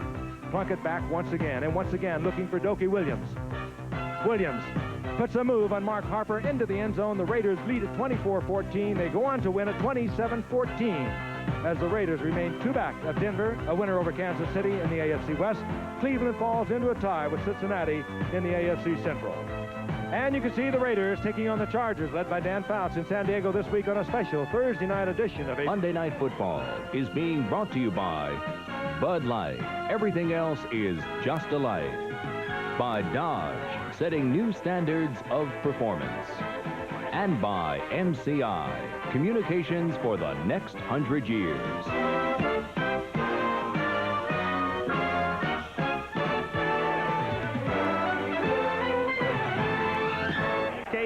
Washington on top 7-3, and back deep to receive for San Francisco are the double Derricks, Crawford and Harmon, and Cox to kick off. A low bouncing kick and fielded up at the 20 by Frank, the tight end. Nice little juke step there, and out of bounds he goes out at the 33-yard line. Run back by John Frank. And the tight end comes out as the other tight end, Russ Francis, comes in, as does Montana. 15 out of 23 in the opening half. And you have to almost suspect that they have done something to work on the left cornerback of the Redskins, Tim Morrison, replacing Darrell Green. Over the other side, Barry Wilburn, only last week replaced Vernon Dean. A lot of inexperience in that secondary for the Redskins. Montana to the air on 1st and 10, and Clark can't make the one-handed grab on a high pass. Montana 194 yards at halftime, Frank, so he's on a pace on which he'd come close to 400, and wouldn't that be the oddity of oddities, as last week we made mention of the fact Bernie Kosar became the first NFL quarterback in history to throw for 400 yards in a game and not throw a touchdown pass. It had been done 80 times. And Montana on that kind of a pace right now. And with that, not only a touchdown pass, the 49ers without a TD period. 2nd and 10, Craig behind Ayers and runs into his own man, Ayers, who couldn't get out of the way, and Todd bowls him over. 49ers have been working much to the left, and is doing a couple of things as we look at the first half numbers, with the 49ers prevailing, well, not on the scoreboard, at least in total yards, but the 49ers are running left. They're running right at Dexter Manley, and they're forcing Manley to make a lot of plays against the run, and that should start to tell on the pass rush of Dexter Manley, the best pass rusher for the 49ers, or rather the Redskins, as this game goes on. Probably by design, by the way. 3rd and 5, and Cribbs is in motion. And Montana throws over the middle for Rice underneath, and that doesn't fool Washington. Montana was hit, and he's hurt. And he is helped to his feet by Manley. And able to trot off the field. Let's pick him up on the isolated camera. Montana had just released the ball. Manley getting away from Colley. And they really did pull up on him a little bit. Unfortunately, he was between both man and Manley. Nothing out of the way extraordinary in that play. Runniger to punt. Jenkins back to receive. Line drive kick, and Jenkins fields at the 25 and fakes the reverse, keeps it himself to the 40. One man to beat, and it's Frank who saves the touchdown. John Frank at the 36-yard line. They fake the reverse to Monty Coleman, the linebacker, and the 49ers pick, and then Jenkins is able to return it to the San Francisco 37. So effective. Ken Jenkins made that look absolutely real. We'll see it from the reverse angle. The key to it is after the fake is kind of let up, kind of relaxed. Let him think for sure the ball is gone. And watch Jenkins. He does just that. Sort of just sits there. Gets away from the one man who had a chance at him, Derek Harmon, and then everyone else was reading it the other way. And Frank saves the touchdown. 1st and 10, Washington at the 37-yard line. Come on, Joe. Schrader for Clark. Incomplete. Double covered by the 2 rookies, Griffin and McKyer. The 2 rookies had him sandwiched. Schrader tried to get it in. Now, you know when you have double coverage, and you're going to see it right here. McKyer, 22. Griffin, 29. You know when you get this kind of coverage, on the other side, Hartmuth or Didier has got to be in single coverage. Perhaps the one bad read of the night thus far for Schrader. Somebody had to be on single coverage. He had the time. If he could have found him, it would have been a more judicious choice. 2nd and 10. Clark left, Monk right. And with Didier in motion, the pass to Clark, who gets hammered, and a flag goes down. Griffin hit him as the pass got there, and the marker is thrown. So close. Pass interference, number 29 defense, 1st down. Very close call. Let's watch it again. Again, they're double covering. It really isn't a double cover as he is released inside by Griffin. He's going to get help on the inside from Ronnie Lott. There it is. The ball almost reaching the fingertips. It was a very close call. The hit did come before the ball reached his hands. A good call. 1st and 10, Washington at the 27. Again, it's Didier in motion. And he lost it for Clark. Another flag, and Clark comes down with the ball for the touchdown. Clark and Griffin, and we'll see about the call. I think it was against Griffin, trying to protect himself. Schroeder with great protection. Touchdown. You could read the lips, holding Griffin. He knew he was beat. He had no other choice. Here's Gary Clark. Little sidestep. Fought his way through Griffin. And more than that, if they hadn't called it, Clark with a great catch. There he goes. And Clark getting his own licks in there. The flag had been dropped for the contact that had been made as Clark came off the line of scrimmage. And again, a good flag. Zendejas for the extra point. Close, but good. Clark with a TD. Zendejas with a PAT. And Washington leading 14-3. Well, 14-3 Washington. Again, the Redskins trying to go 9-2, which would tie them with the Giants and put them 2 up on Dallas in the NFC East. The 49ers trying to remain in first place in the NFC West as Harmon and Crawford drop back. Right now, percentage points, the way it stands, in front of the Rams, who've played one more game. But the Rams would be first and San Francisco second if Washington wins it. Cox kicks off. Deep. Touchback. And so the 49ers, who have not been doing a very good job protecting Joe Montana tonight, take over at their own 20-yard line. Now, as we look at the schedule, we're going to get to know the 49ers rather well. Their next 3 games are at home this Sunday, Atlanta, and then on Monday night, December the 1st, we have them against the Giants. Then the Jets at home, the Patriots at Foxborough. Then we're going to see their closing game Friday night against the Rams on December the 19th. Lots going to happen in the NFC East and West over the next few weeks. It could be well decided in a couple of weeks. Rice comes in motion. And Cribbs comes to the outside and is stopped at the line of scrimmage. And Grant and Manley and the whole crew firing up this Redskin crowd. They're a great crowd. 155 times consecutively they sold out, and the word is now official on Mike Wilson of the 49ers. X-rays aren't negative, and that is good news. They are negative. And he's wearing a neck brace, but the prognosis is very optimistic. Montana fires over the middle, and it's a first down for Clark, stopped by Dean out at the 31-yard line. Montana to Clark. No 49er fan will ever forget that phrase, that pass.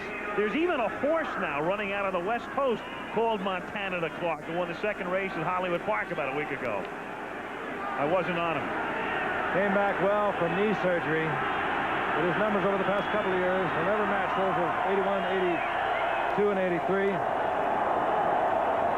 On 1st and 10, Francis to the 40-yard line.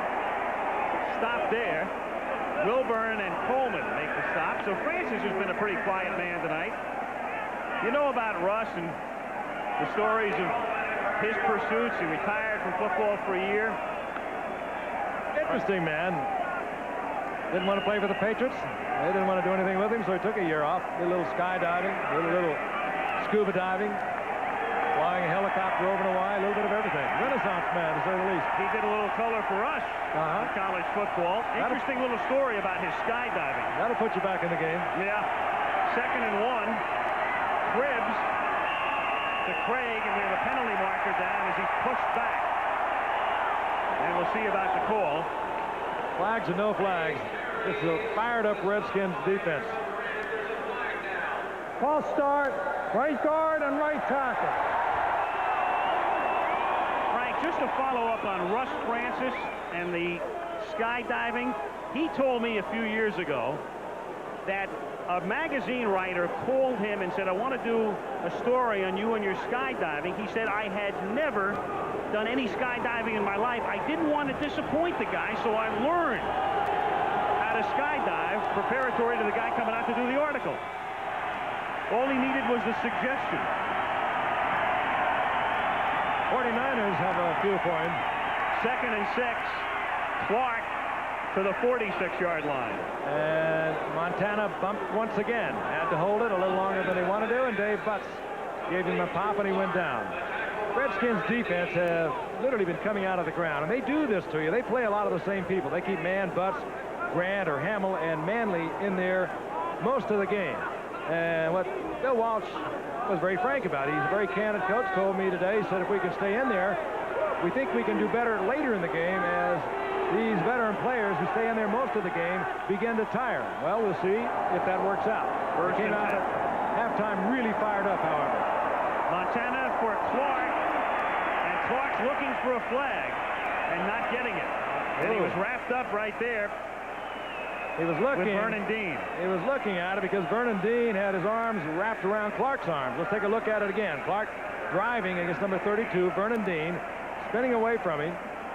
Watch right at the end now. as Dean gets an arm inside and knocks the arm of Dwight Clark off the football. Where was the flag on that play? Referee, I guess, could construe that he was just going for the football, as was Clark. 2nd and 10, and Montana throws for Craig and incomplete. Again, the Redskins defense, they had that little breather. A flag is down, but they had that little breather at halftime, and they have come storming out here in the 3rd quarter. And against the 49ers again.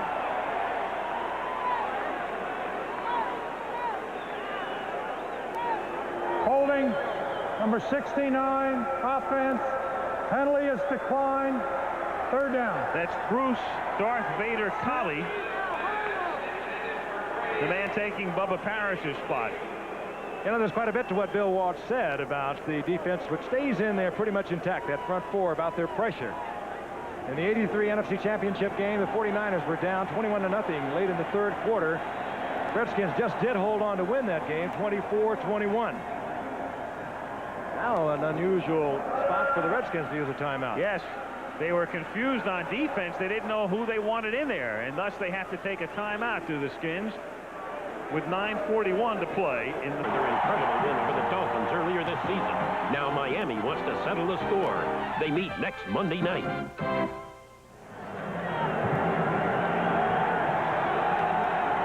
The San Francisco 49ers have a 3rd down and 10 at their own 46 after a Washington timeout on defense, and Joe Montana retreats.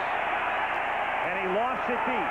Down the sideline, caught by Rice at the 15-yard line, and he beats Barry Wilburn. Runs right down the sideline. Wilburn was there with him, but the pass is perfectly thrown, and it's a 39-yard gain. This time Montana got the protection he's not been getting. Even then he was pressured just a little bit, but Rice had beaten Wilburn right off the line of scrimmage, and Montana reading it very quickly, fired it in there. That was a well-thrown football, but again, Rice is sprinting by Wilburn. I don't know whether you watched the tape of last week's game against St. Louis when Rice did that 3 times. That's 6 times now in 11 games that Rice has been over 100 yards in receiving. 122 at the moment. Cribbs in motion. 1st and 10 from the 15. Cribbs was the intended receiver. 2nd and 10. Montana sharing a light moment with the man who was going to ring his clock.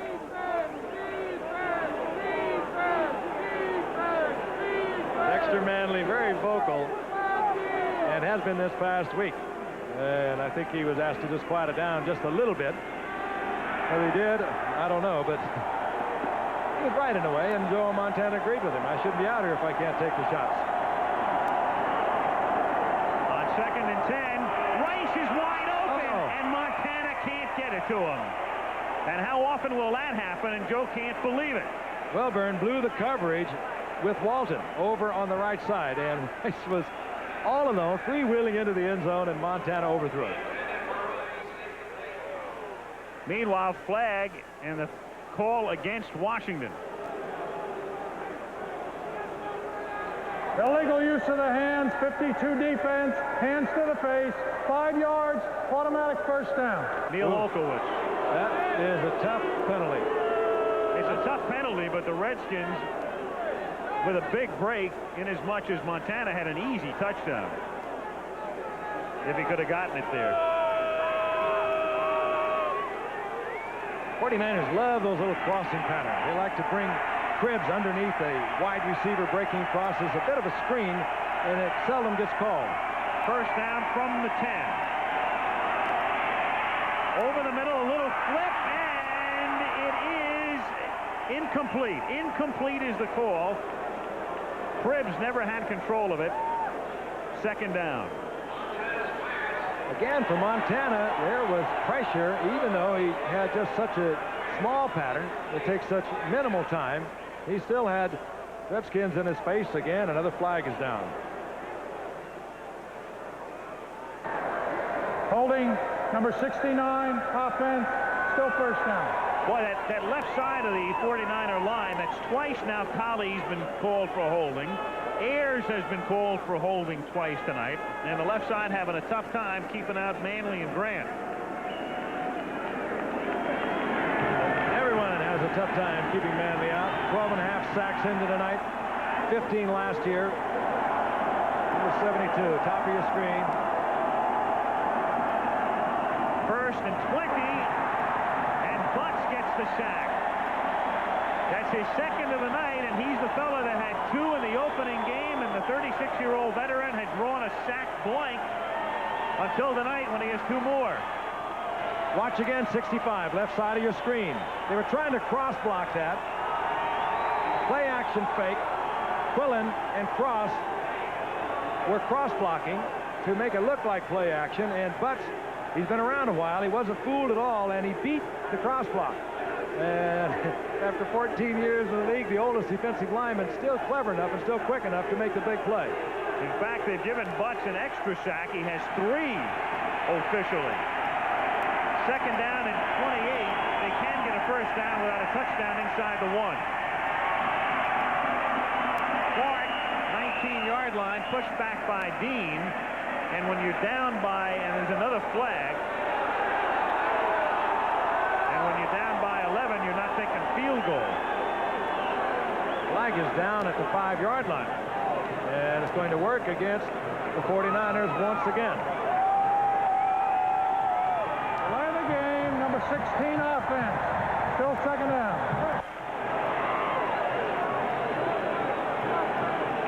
Just didn't get it off within the 30 seconds.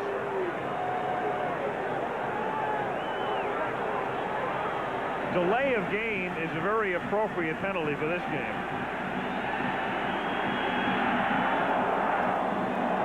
Down stays the same, and you would suspect Montana will try to get about half of it.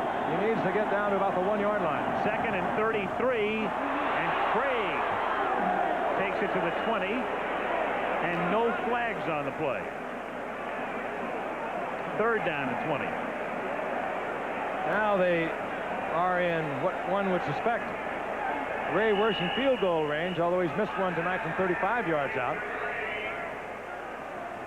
On the third down, it will still leave them in a much better field position to work it in. And Francis goes left, the 2 wide receivers. That's Rice and Clark will work over the right side. And Francis stays in tight on the left side. With Montana looking over the middle and then throwing for Rice, who goes down, does an acting job but won't get the call. Rice ran up Coffey's back, but the officials don't fight, and it's 4th down. Coffey had great position, and he just let Rice run right up his back. Montana, no other receiver. Here it is. Number 48 is Coffey. And there he is, positioning himself perfectly. And down goes Rice, and out comes the field goal unit. He knew he had no chance. His only chance was to somehow try to sucker the official into the flag. No way. 37-yard field goal attempt for Wershing, who has missed one from 35 and made one from 34. This one 38 yards. And this one is perfect. So they settle for 3, but they're still down by more than a touchdown. It's Washington 14 and San Francisco 6. It's the prettiest picture of the night for us, because there's Mike Wilson, who was on the field for about 10 minutes and carried off, and the x-rays were negative, and he's looking pretty good. Kickoff comes down to the 5-yard line, taken in a bunch by Verdun, and he brings it out to the 26. And so Schrader comes back out. Jay Schrader played his college ball at UCLA, though he wasn't a starter for much of his career. Has that surfer look in his figures. He went to Palisades High School in Los Angeles, where you can see the Pacific Ocean from some of the science classrooms. Ah, the good life. You can see much more than that. There's Jerry Rice on the sidelines. Only played a couple of years at UCLA. He went off and tried to be a Toronto Blue Jay. Well, he went into the likes of Dwight Gooden a couple of times and announced to everyone he was eligible for the draft. Bobby Beathard did his thing, and here he is. Didier in motion from the 26-yard line, and it's George Rogers. Slant sweeping out to the 31. Charles Haley makes the tackle. 2nd and 5. Rogers is not breaking off big runs tonight, but what he's doing, he's keeping the 49er defensive line honest.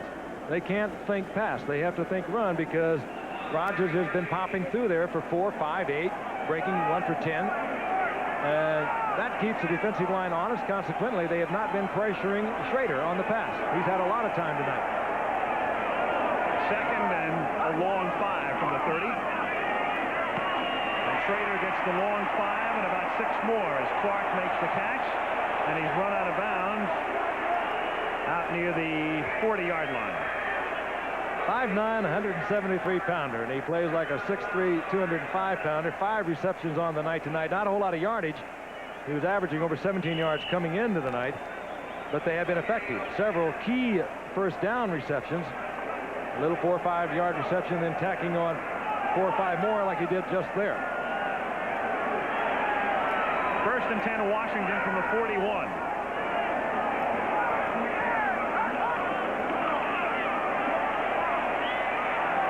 For Clark, and he's covered by Griffin. Had a half step on him, but good coverage. Schrader knows he missed a 6. If he could have led that inside, Clark would have been gone. He had the inside move, had a step on Griffin, and it would have been 6. Take a look at it. Now, Griffin has done well when Clark has gone to the outside. When Griffin has come inside, he's been open almost on every occasion. And they have continued to leave Griffin out there alone most of the night on Clark. And again, it's because of tremendous respect for the other side, Art Monk. He's not having the great year that one might expect, but he is drawing a lot of double coverage, Art Monk is, and consequently, Clark is getting single coverage. 2nd and 10. And Monk blanketed. And another penalty. McKyer with the coverage. The 49er bench is irate. Pass interference, number 22 defense. Tim McKyer for Walsh. That's as irate as he'll look. 22 defense, 1st down. Take a look at it again. Now, McKyer has got Ronnie Lott on the inside, helping against Monk. Moves back in, and it did not look like pass interference, at least certainly from this angle, and the flags continue to fly. And the way we have watched defensive backs and the permissiveness, if you will, over the past couple of years, that certainly was a very close call.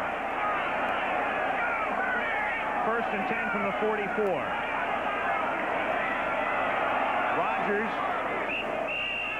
down to the 47. 6:50 to play. We're in the 3rd quarter. Redskins on top 14-6. Moving right into December. You think we can get to San Diego by Thursday? Good game, though. So much on the line. Even though we have all the penalties, what we have are 2 teams out there really battling each other. Washington needing this victory to stay with the Giants at 9-2, and the 49ers maintain their percentage lead.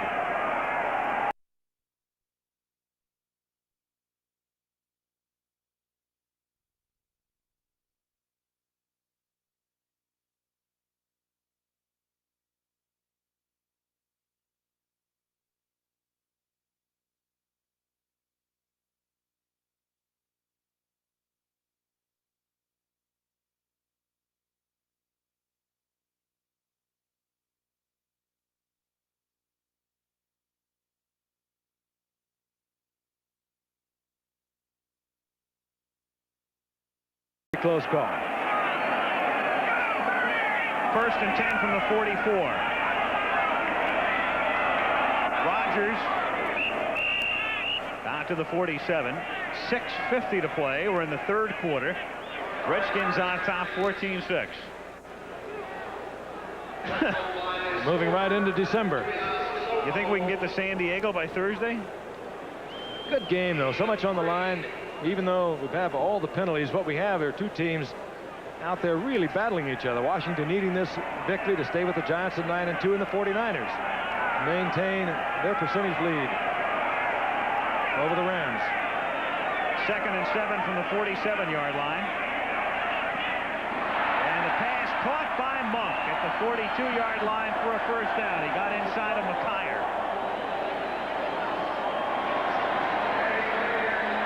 Now they're starting to find Art Monk out in the flat against a rookie McKyer. But what they're doing, they're helping on the inside. And meanwhile, most of the time they are coming with single coverage. Don Griffin against Gary Clark on the other side of the field. Again, it is Clark going way to the left. He'll get the single coverage from Griffin. Monk is on the inside. And Didier in motion to the right. The pitch goes to Kelvin Bryant. He's looking to throw, then tucks it in and goes out of bounds at the 40-yard line. He was looking downfield in the direction of Didier, but he was covered on the play by Carlton Williamson. Good move by Bryant. Didier was well covered. No one was even reading the run. They were concentrating on Didier. Carlton Williamson was, and he was right there for the coverage, and Bryant read it very quickly and turned what could have been a loss into a 1-yard pickup. 2nd and 9, Washington at the San Francisco 41.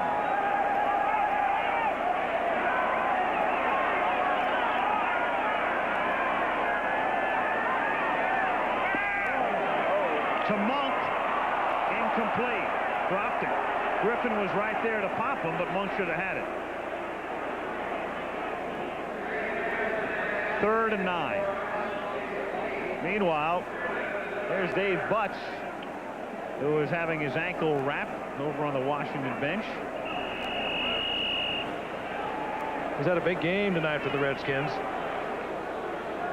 Hitting long into the 3rd quarter, and he still is coming hard.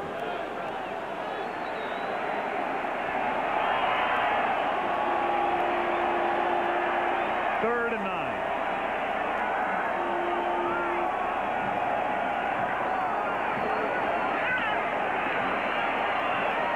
For Monk. And broken up by Griffin. Griffin works so well when his receiver takes the outside route. The only time he has been hurt, and hurt badly, has been when the receiver has taken the inside route. That time they put Monk over on Griffin, who is going to think, what have I ever done to you guys? They have been picking on him all night long. But again, this is fine coverage by the rookie 6th-round draft pick. He has good position. The only time he has really been in trouble tonight is when the receiver has given him an outside look and moved to the inside, and then he's been beaten big. Steve Cox to kick. Fair catch is called for and made at the 14-yard line by Griffin. And thus San Francisco will get the ball back deep in their own territory with 5:19 to go in the 3rd quarter, and Washington ahead by 8. All right, gang, there's tonight's quiz. Who holds the NFL record for career rushing touchdowns by a quarterback? Let's bring Vanna White in to turn the card over. Who do you think, Frank? I know a lot. Who isn't? Yeah, right. A lot of them I played with.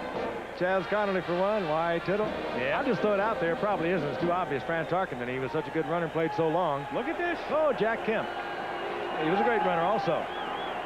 By the way, in case you're wondering, even though Kemp spent a lot of his career, in fact, almost all of it in the old AFL, those records do count. When the merger came about, they agreed to add the figures from the old AFL days. First down from the 15-yard line as Cribbs starts this drive with no gain. And another flag. 2nd and 10. Another flag for a change against the 49ers for a change. Will it be Ayers or Colley?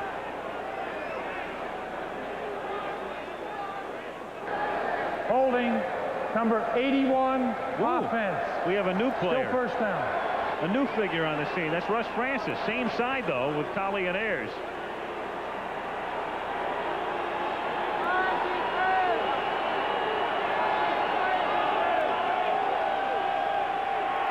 Brings it back to the 7 and makes it first down and 18.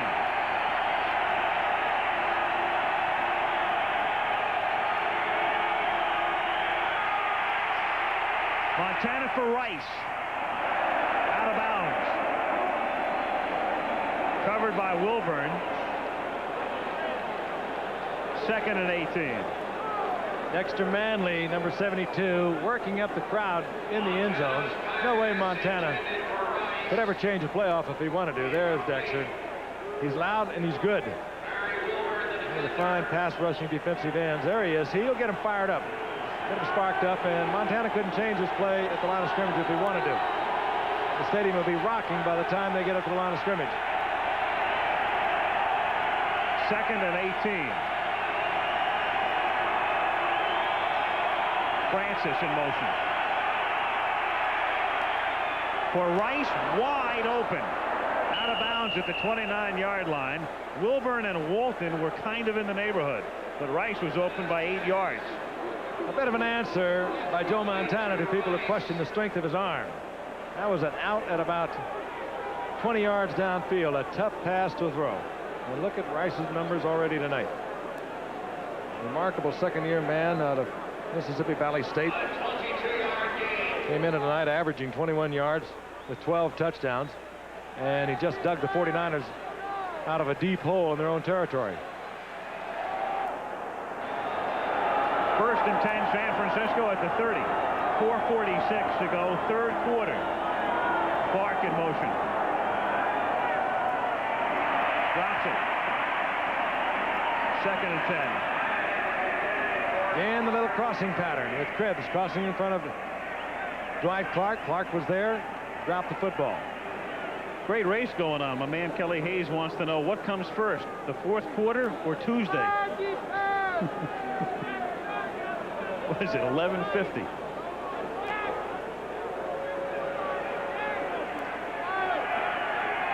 Betting line in Tahoe is Tuesday. Bet the over. 2nd and 10.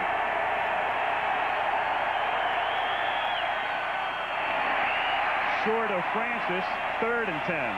Pressure by Daniels. Again, defensive players right in Montana's face. They come at the blitz. Daniels is right there. Montana has to get rid of it. And when you get the kind of pressure Montana is getting tonight, you respect him for what he is, because he has been looking at 49ers right in his face almost the entire evening. San Francisco has attempted 38 passes tonight. Washington 30. That's 68 total. One of the reasons it's going so long, of course, the other, so many penalties. 3rd and 10 from the 30-yard line.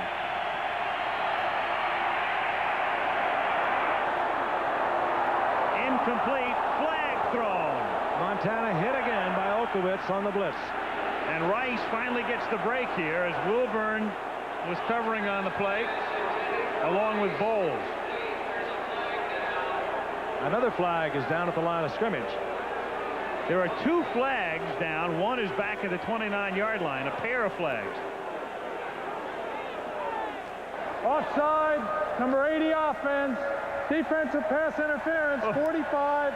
Penalties offset. Replay the down.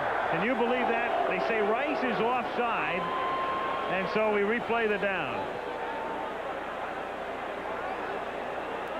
Wilburn would have a good argument, say I had to defend him illegally because he was offsides. There's the movement. We couldn't see it as it related to the snap of the ball. Again, Montana took a vicious shot from Olkowitz on the blitz. Meanwhile, 3rd and 10 from the 29-yard line, 4:35 to play in the period. And again, Clark started to move on the right side, along with Rice.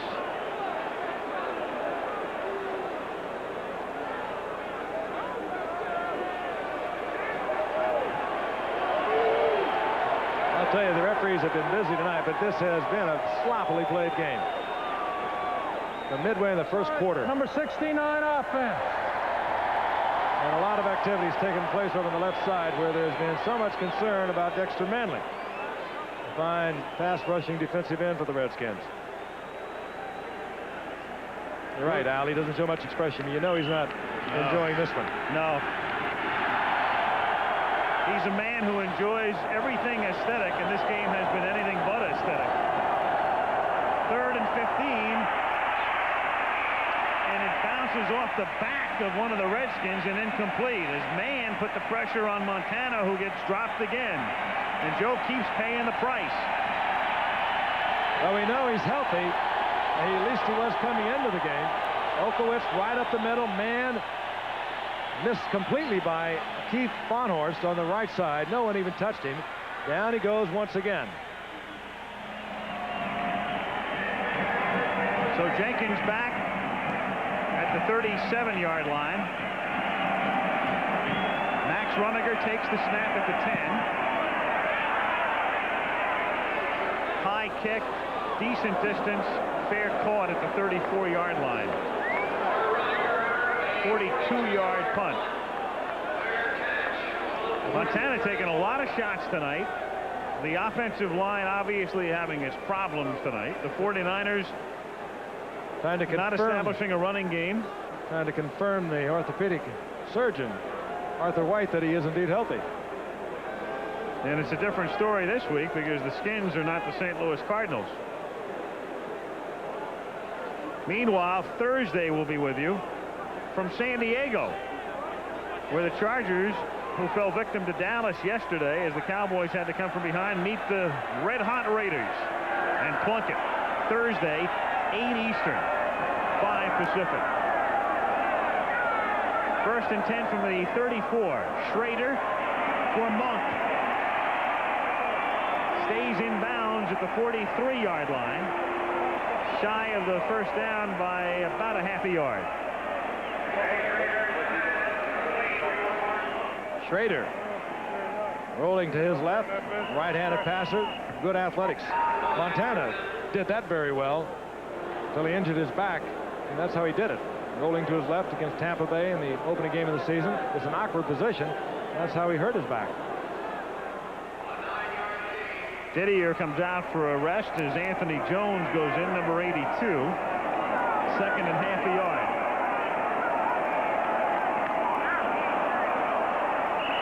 And Schrader falling down. Is this a full moon tonight or something? I don't know what it is. Yeah, there is a full moon, by the way. You like to keep referring to all the pressure on these players tonight because of what's on the line, but this is absolutely ridiculous. Everything is happening. Let's take a look at it from the reverse angle. It was play action. Right there, Schrader trying to get it out. I think it was. Down he goes. That was Anthony Jones, who had come in, number 82, who may not have known what the play was. 3rd and 7 from the 37. Schrader chased and throws low, and it's 4th down. Kelvin Bryant was the intended receiver. And the way things look, Frank, midnight's going to beat the 4th quarter. Well, it has to be midnight somewhere. Tuesday by a nose.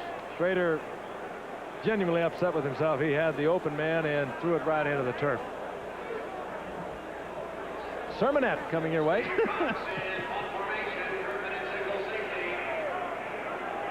Griffin back at his own 23-yard line with Cox to punt.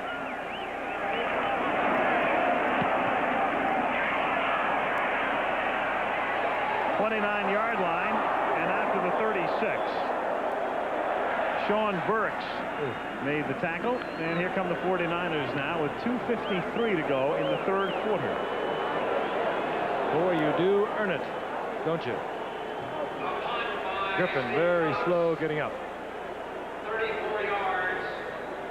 The return by Griffin, 8 yards. Now they're going to look at Griffin as he continues to lie on the turf. Tried to split a little bit of a gap. It closed just as he hit it. And hopefully it's just the wind knocked out of him. This telecast is presented by authority of the National Football League. It's intended for the private use of our audience. Any rebroadcast or other use of the telecast without the express written consent of the National Football League is strictly prohibited. 49ers tonight, a team that has played in spurts, and again we'll take another look from the reverse angle at the shot taken by Griffin, who is still down out at the 36-yard line, running over and into his own man. Tried to break inside the block and was hammered. Now he's on his feet, and able to leave the field without any assistance. Ran into Bill Ring. So at the 36, 1st and 10. Funny thing about the 49ers, in talking to Bill Walsh, one of the things he felt was that if they could get the job done defensively the balance of the way, they'd be okay with all of the injuries. And I don't suspect he had much concern that offensively the 49ers couldn't get the job done. But tonight they've been limited to 2 field goals. And here they are trailing by 8 from the 36-yard line as Craig is dropped at the line of scrimmage by Alvin Walton. And again, the 49ers unable to establish the running game. Clicking from time to time in the passing game, but just not getting the job done. Interesting, though, Al. The appearance of this game is that they have been totally dominated by the Redskins. The Redskins came out after the halftime and are all over the 49ers. They have not given up any big plays, but you look up at the scoreboard, is 14-6. And the 49ers, as explosive as they are, we figured they'd put a lot more points on the board than they have. They are right there with the Redskins. 2nd and 10, Cribbs in motion. Pass, but a flag as Clark gets wrapped up, and Vernon Dean doesn't believe the call. Dean is saying he positioned himself in front of Clark, and Clark ran right into him. But it'll work against Dean. Pass interference, number 22, defense, first down. He meant 32. Let's take a look at it again. Dean on Clark, man for man.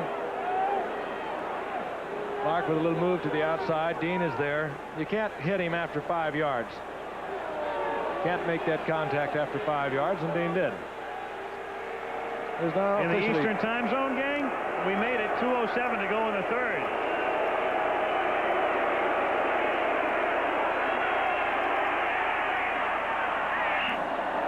Second and 10. Jerry Rice, the intended receiver. Barry Wilburn, the defender. 2:02 to go in the 3rd, but this ain't the 2-minute warning, gang. This is the 17-minute warning. Giants, of course, watching tonight. They beat Minnesota yesterday. They're scheduled. Denver at home this Sunday. Then they play at San Francisco in a game we'll bring you. Then they're at Washington. Home for St. Louis and home for Green Bay. That's the remainder of the Giants schedule. 2nd and 10 as Montana throws for Rice, and he has it. And his forward progress should net him the first down at the 48-yard line, where he's tackled by Wilburn. The numbers keep mounting for Jerry Rice. He was open a moment ago, and Montana almost got it in there. He came right back with it, and now the 49ers want to take a timeout.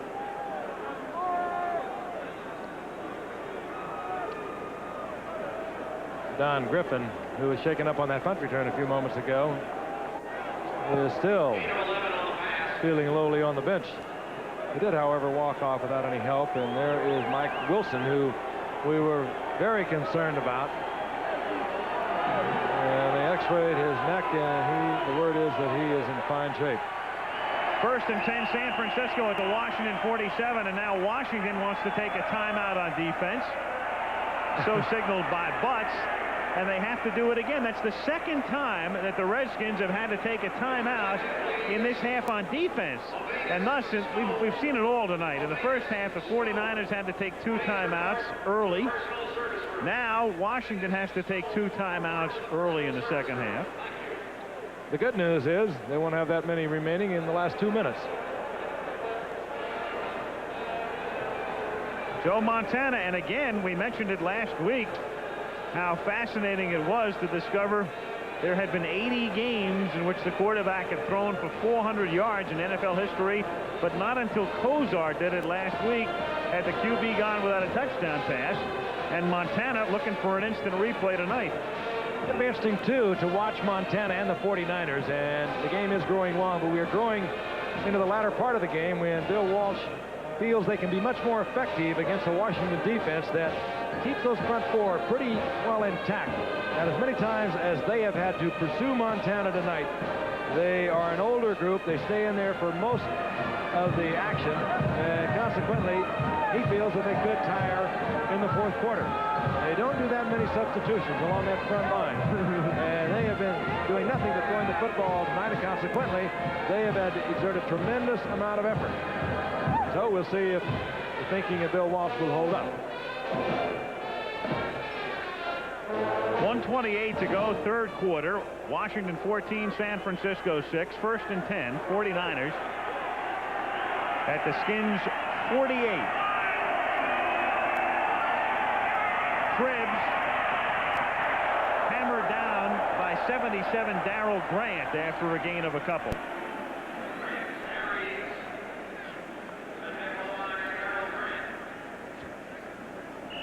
Second and 8.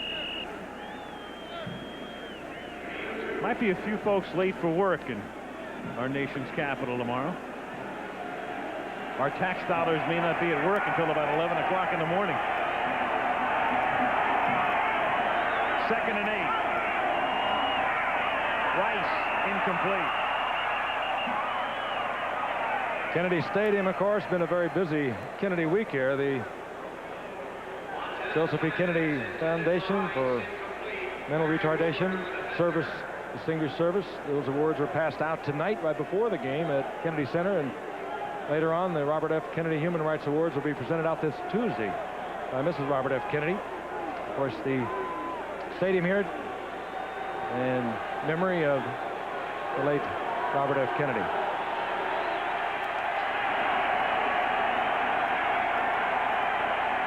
Third and 8 at the 45.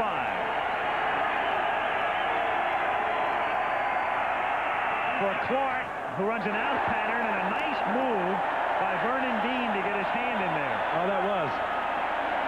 Clark had a good move on Dean. He made a fine recovery and got back in. Now watch Dwight. Dwight will make a move to the inside. Dean is reading it all the way, got back in, and that ball was thrown before the move by Dwight Clark. They work on that a lot, Montana and Clark, and they have for years. Runiger kicking to Jenkins. Jenkins back at the 10. 47 seconds to go in the third quarter.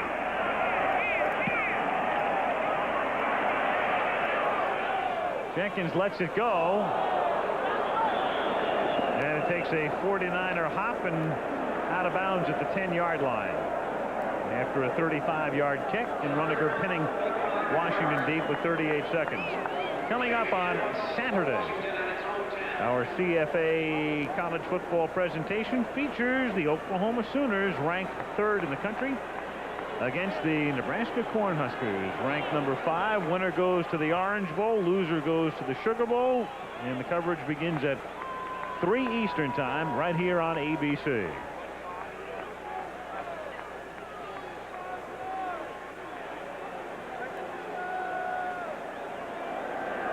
Washington at its own 10, first and 10.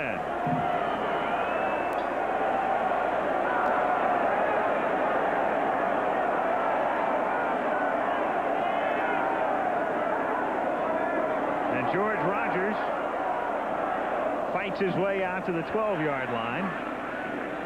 And it'll be second down and about 8.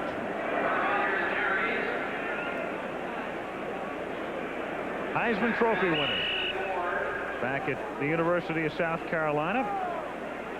Oh, and what a rookie year he had. George Rogers coming in with the New Orleans Saints. Over 1,700 yards rushing as a rookie. Way South Carolina pays honorariums this day. Maybe you can go back and make a speech for 20 grand. It did end the third quarter. And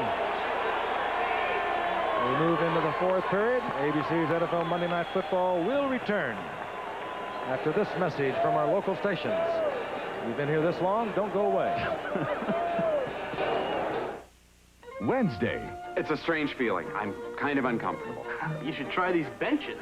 when Shakespeare goes punk, Alas, poor York. everybody gets into the act. The greatest play ever written. The Rocky Horror Show. Head of the class. Wednesday.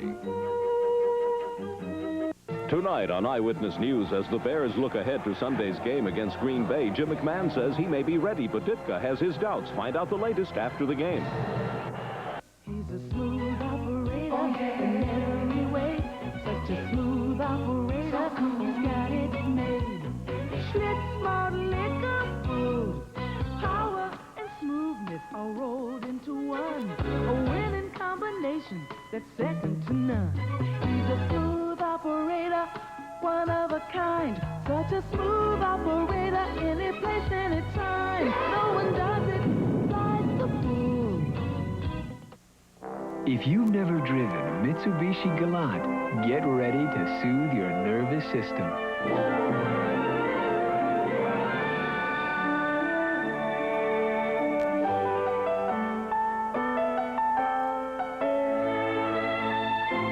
Mitsubishi Galant, patiently crafted to keep an impatient world at a comfortable distance.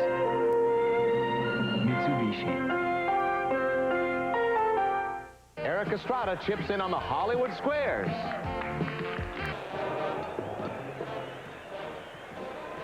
A lot of numbers and very few points on the scoreboard. It's all back and forth, a lot of flags, a lot of pass attempts, and consequently we have moved well past midnight as we begin the fourth quarter. If you've just joined us, this is not a mini-series. It's the Redskins and the 49ers playing for a very important for both of them. Washington, they need it to tie the Giants in the NFC East. The 49ers need it to extend their lead over the Rams in the NFC West. And the fourth quarter starts on 2nd and 8 from the 12-yard line, and he flips it out here to Don Warren, number 85, and he is taken out of bounds at the 16. On the clock, that third quarter took 57 minutes, going from 11:12 to 12:09. And the third quarter is normally a quick quarter.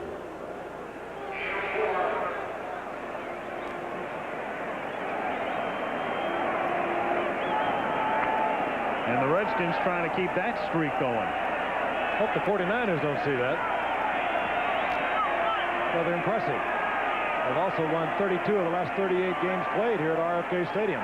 3rd and 4. As Schrader has it tipped and almost picked off. Keena Turner. What a big play that would have been.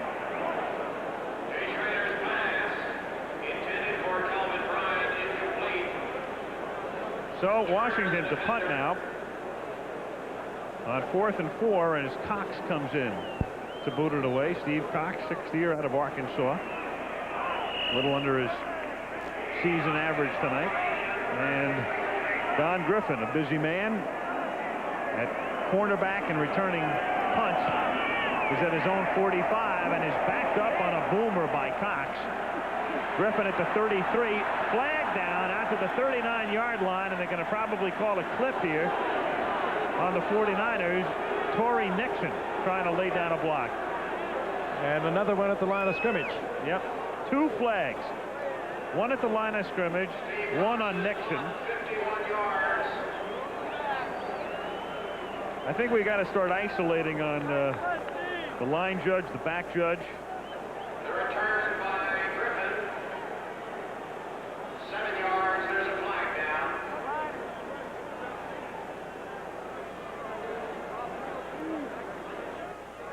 Number 86, receiving team holding post possession. Number 20, receiving team, illegal block above the waist. Both fouls, post possession. Bet you Dan Jenkins is really loving this game, huh? They have got a lot of time tonight. Just in case you haven't noticed.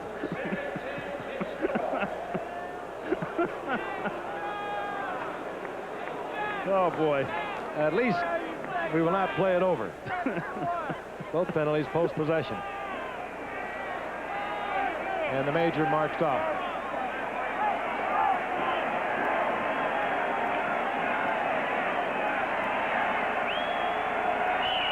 First and 10, San Francisco at its own 24-yard line.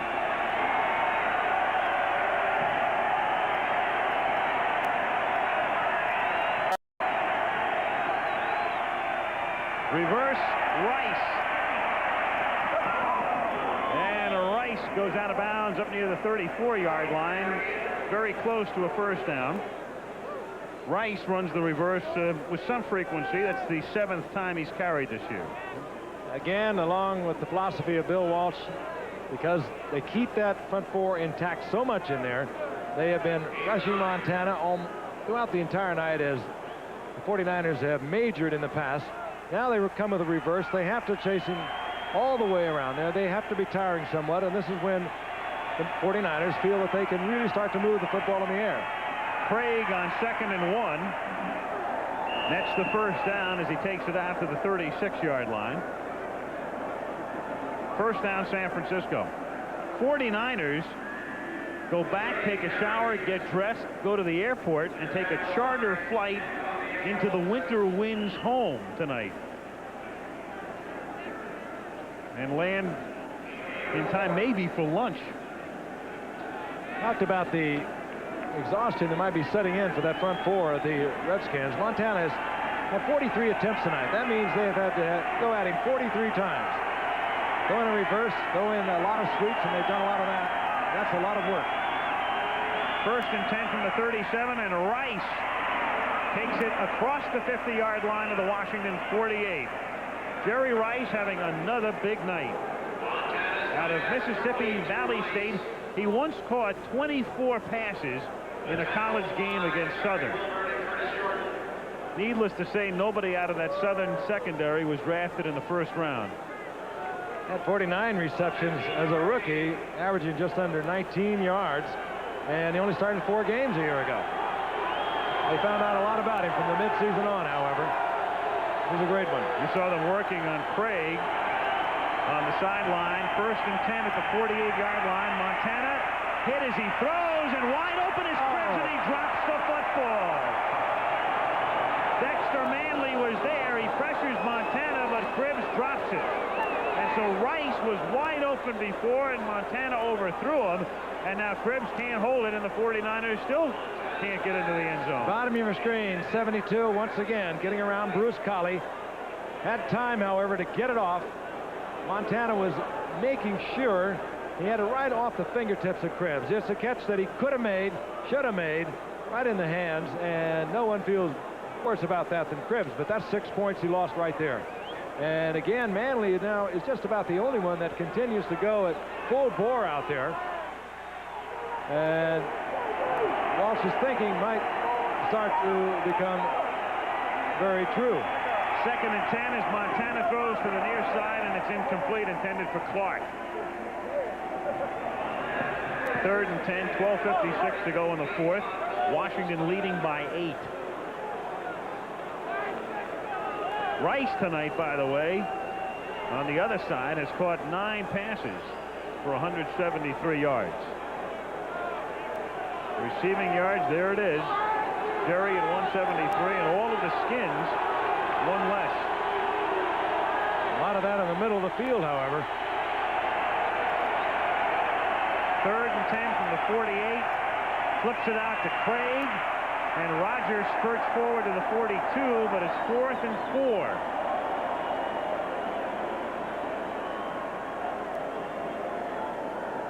As the clock ticks down to 12:40. Redskins playing over their head, so to speak, defensively. 20th in the league coming into tonight. They have been so effective. They've given up yardage at the middle of the field, but every time the 49ers got even the threat of a drive going, they've been able to turn them off. Runniger kicking with Jenkins back at the 10.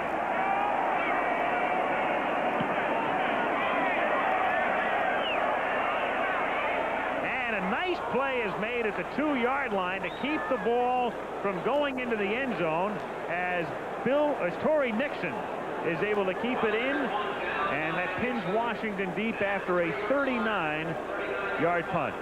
I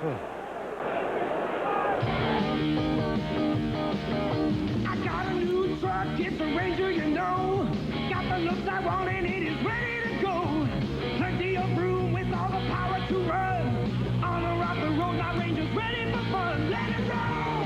Driving a Ranger. Down the highway. Driving a Ranger. Let it roll! Driving a Ranger.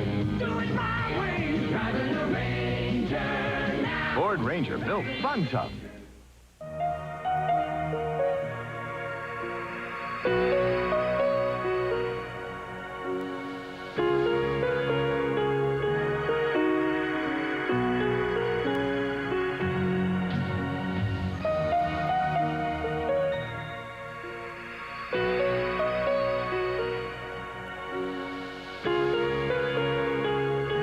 More profound than words. Diamonds. It's a Radio Shack Merry Christmas. Meet our family's newest member. Our new high-performance Tandy 1000 EX. PC compatible and now at an incredible $799, including a Christmas bonus color monitor. We saved $300. And it came with DeskMate software like word processing, budgeting, filing, and more. Of course, all work and no play. Makes a dull computer.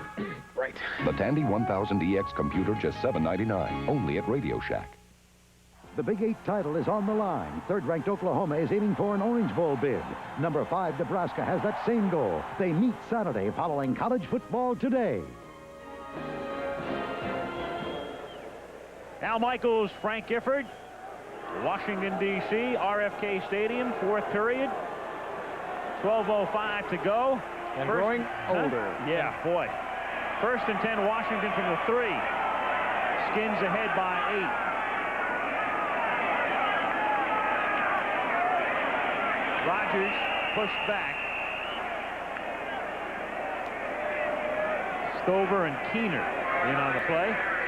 Second and 10. Big series for the 49ers defensive team. If they can keep them down in here, they are going to get the ball back in great field position. Redskins with a 14-6 lead. They'll be a little careful how they put it up down here. Although we watched the Redskins through the season, watched them against the Giants. So much faith does Joe Gibbs have in his young quarterback, Jay Schrader. He'll let him do just about anything from down here. Second and 9. Rogers is gang tackled. Third down. Did you notice last week, Frank, Ed DiBartolo, the owner of the 49ers, turned 40, and just in case he wanted to keep it a secret, his wife and daughters took the entire back page of the life section of USA Today to wish him a happy 40th. That's better than the Goodyear blimp. Right. Third and 7, and a tough situation down here.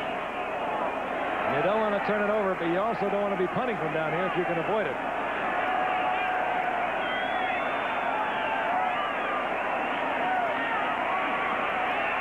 Schrader, pump faking, in some trouble, but scrambles out. Penalty marker is down. A lot of room for Schrader. He's out of bounds at the 26, but there's a flag at the 10.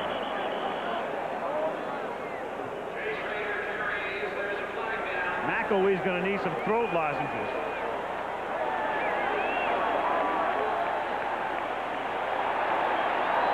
Against the Niners. They lose it both ways. Holding, number 27 defense, enforced from the end of the run, 5 yards, first down. Carlton Williamson. Never hurts to have an athletic quarterback, does it?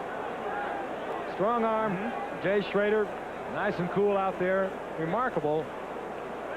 And seems so much more experienced than he actually is. The 17th start for the Redskins. But he didn't throw it away. Got the first down on his own, and of course the additional yardage from the penalty. Turned a near safety into a 20-yard pickup. First down to 31. Rogers. Gain of 3. Second and 7.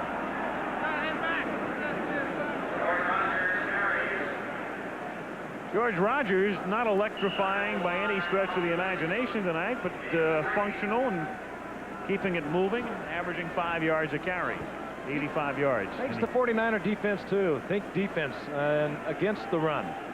That's what you need to do. You hear the old cliche, we have to establish the run, then we can pass. Well, it's true. You hear it from every coach because that's exactly the case. And the Redskins have been able to do that tonight. 49ers have not been able to get the pressure on Schrader because they are thinking run. Second and 7. Bryant out to the 40-yard line, and that's going to set up a 3rd and 1.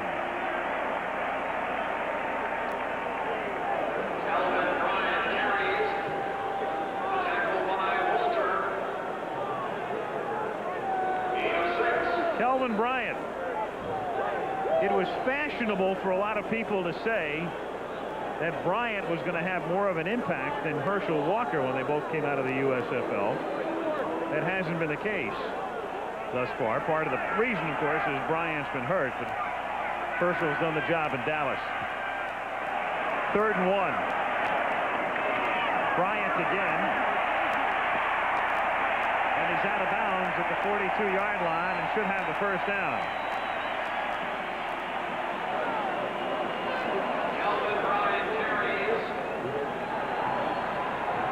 Bryant was a little upset. He thought he could have cut that back and picked up additional yardage, but he did get the first down. And, of course, he was injured in the second game, hurt his knee on the IR until 3 weeks ago, Kelvin Bryant. But he is going to have a major impact, I feel, and whether it's fashionable or not, he's a great football player if he can stay injury-free. And he was able to do that throughout his years in North Carolina and also for the Stars at the USFL. Great football player, and great out of the backfield as a receiver. 1st and 10 from the 42. Schrader throwing low, intended for Clark. 2nd and 10. 9:01 to go in the 4th. Redskins 14, 49ers 6. Speaking of Dallas, Herschel Walker, the Redskins are home next Sunday, and they get the Dallas Cowboys coming in. Interesting schedule in the NFC, both East and West, over the remainder of the season. San Francisco with a tough go of it. They've got the Giants and the Jets to play. We'll have that Giants game for you 2 weeks from tonight. We'll have their Ram game December the 19th. They still have New England to face as well. At New England. 2nd and 10 from the 42. And it's Bryant who runs right into Charles Haley, the rookie. 3rd down. Is there an option?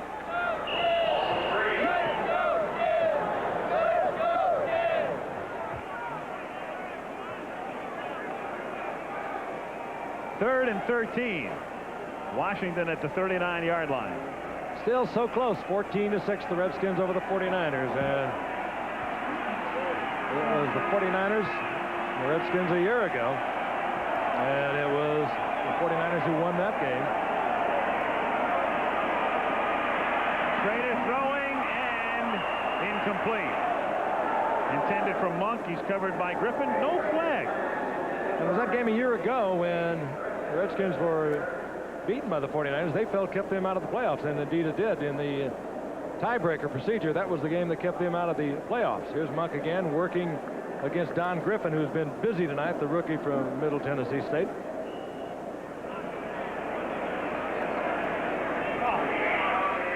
Griffin back to receive the kick at the 20-yard line.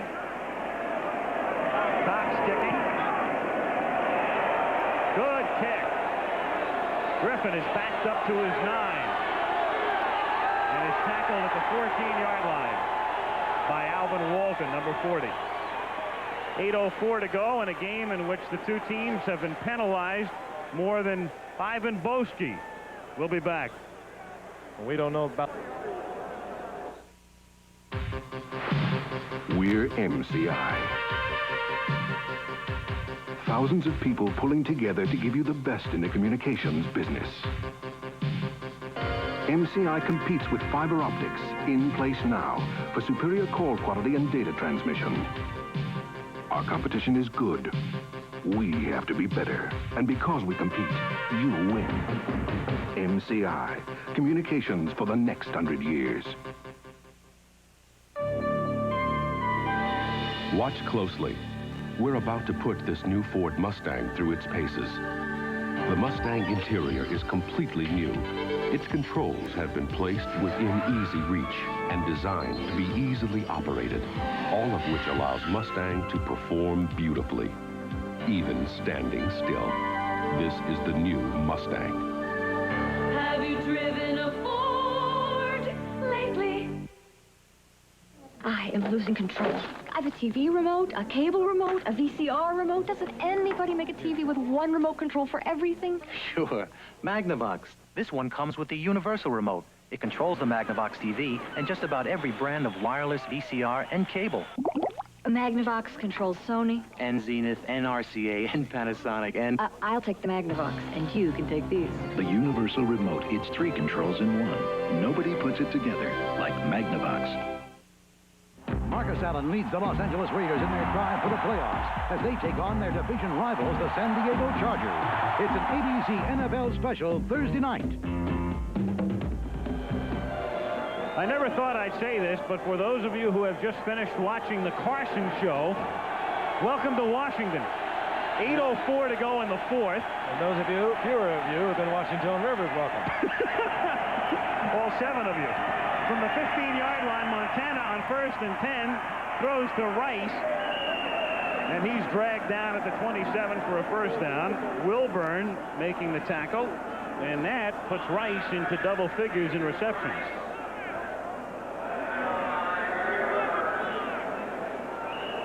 Interesting to watch young Jerry Rice, and also on his counterpart with the Redskins, Art Monk, who in 1984 had 106 receptions, set an NFL record. They look a little bit alike. Long stride, very graceful. 1st and 10, 49ers from the 27. Montana going deep. Caught at the 35-yard line by Derek Crawford, who makes his first catch of the night, covered by Wilburn. And so Derek Crawford out of Memphis State, who's caught 3 passes this season coming in. It's the first time they throw to him, and he makes it pay off. And again, this time Montana had the protection that Bill Walsh was saying he thought he would get late in the game. And a fine catch by Crawford. He's not big, a 5'10", 185-pounder. And got on the outside, and Montana hung that in there beautifully. Got on the outside of Wilburn, and it was right there. Good concentration. That's a tough pass to catch. Crawford out of the USFL played with the Memphis Showboats. 1st and 10, San Francisco at the 31-yard line. Looking for Rice, who runs an out and drops the ball. And again, it's Montana down, and helped up, though, by the Redskins, by Manley. What is it, 3 sacks and about 10 whacks? Let's take a look again. Manley is the one Redskin that continues to come. He waits until Collie sets into his position. When Collie can no longer move, step to the outside, and Collie thus far tonight has just been not quick enough to get out and get him. And he's beating him around the horn. And there he tries to get the crowd in it, and they immediately respond. 50 passes for Montana, 385 yards. 2nd down and 10 at the 31 as Montana throws over the middle. It's intercepted at the 25-yard line by Calvin Daniels.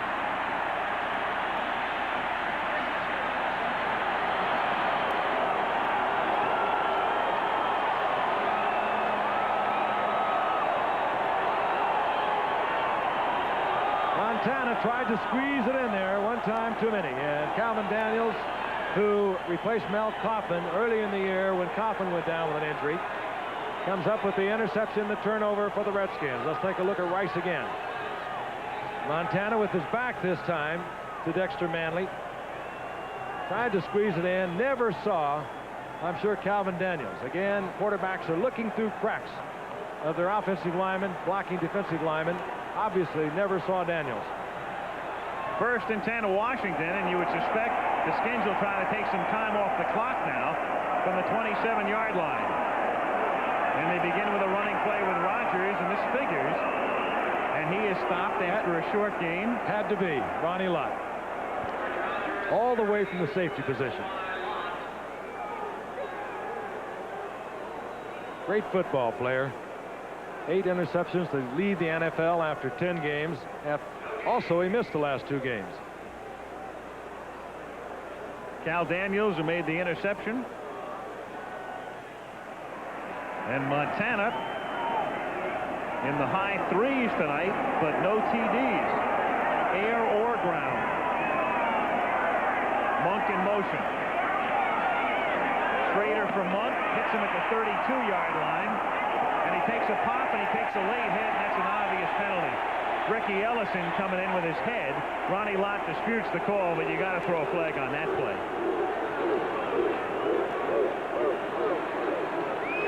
That's an obvious one. Personal foul, unnecessary roughness, number 50 defense, enforced from the end of the play, 15 yards. Ooh, tough one and a bad time to get it. Yep. Ricky Ellison, inside linebacker. Take a look at it from the reverse angle. Down goes Monk, in came the spear, and the flag was right there. That hurts. 49ers could have got it back. This time the penalty takes them almost up to midfield. 1st and 10, Washington at its own 47. 6:43 to play. 4th quarter. Niners over 100 yards in penalties tonight.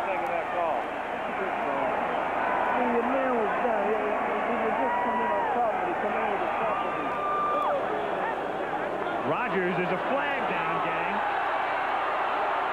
He's to the 40-yard line. There's a marker down at the line of scrimmage. This is crazy. Offside, number 94 defense. Penalty is declined, 1st down. Charles Haley.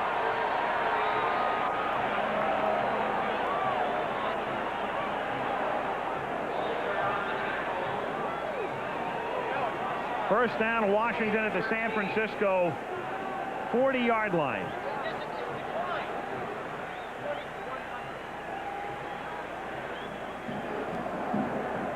.6:10 to play in the 4th. Rodgers now has 100 yards. 100 yards, 20 carries. Had that penalty not been declined, that would have set a San Francisco all-time record for penalties. That's the kind of game we've been watching.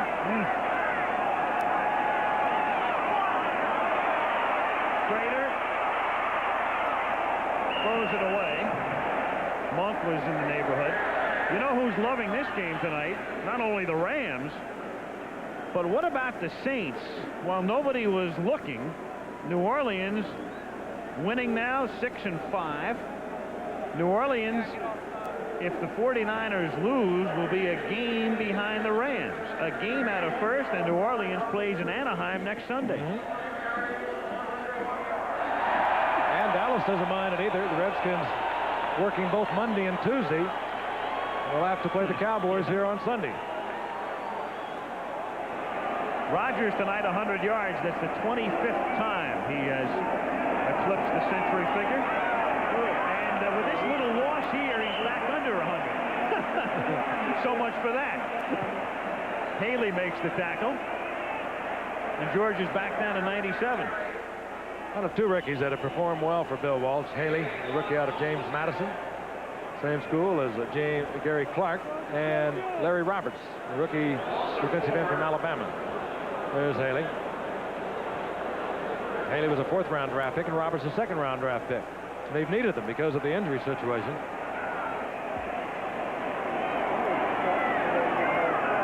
Third down and 14.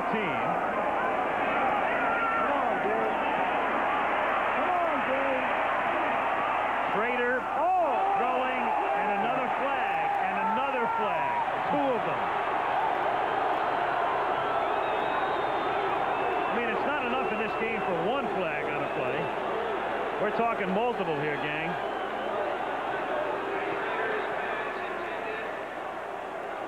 I don't know why they have to talk that over. That's fairly obvious. Could be 2 separate calls. Pass interference, 46 defense. 1st down. Almost drilled right through the receiver. I believe it was Didier. Tom Holmoe. He was starting over the past couple of weeks for Ronnie Lott, and he comes in now as the nickelback, and they have officially tied their all-time record. You got to go back to 54 the last time they did it. 114 yards. 1st and 10 at the 32. Rodgers. But what's really shocking about tonight's game is the way the 49ers play and have played through the years. A Bill Walsh coach team, precision-like. very few mistakes. Oh, from time to time, they've been prone to having bad games, but tonight is off the planet. It is wild, and it's been almost on every play, and it is not characteristic of a Bill Walsh team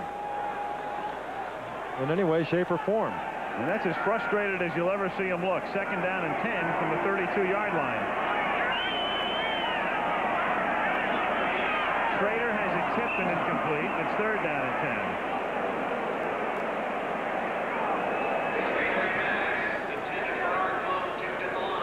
10. Schrader starting to act like the take-charge quarterback that they thought he would be when they picked him up. Bobby Beathard drafted him in the 3rd round in the '84 draft. Tough competitor, and has really taken over. 3rd down and 10 at the 32-yard line. 4:13 to play in the 4th. 14-6 Redskins.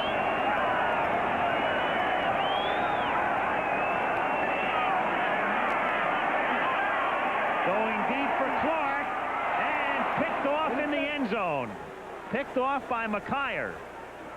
And the rookie stayed right with him and keeps the 49ers at least somewhat in the game. A super defensive play, and the Redskins gave great protection to Schrader. There was a full blitz by the 49ers. They were bringing everyone, trying to get to Schrader. They didn't, and Clark had all the time he wanted to work with the rookie McKyer from Texas at Arlington. McKyer stayed right with him, stride for stride, read his eyes when he knew the ball was coming, turned around himself, and was right there for the interception. That's a super play by McKyer. 49ers at the 21st and 10. And they start with Craig on the ground, and he takes it out to the 31-yard line. So trying to cross up Washington, or at least make them think. They opt for a running play, net the first. But the clock keeps on ticking, and it's 3:52 remaining, or under that right now, 3:45 left in the 4th.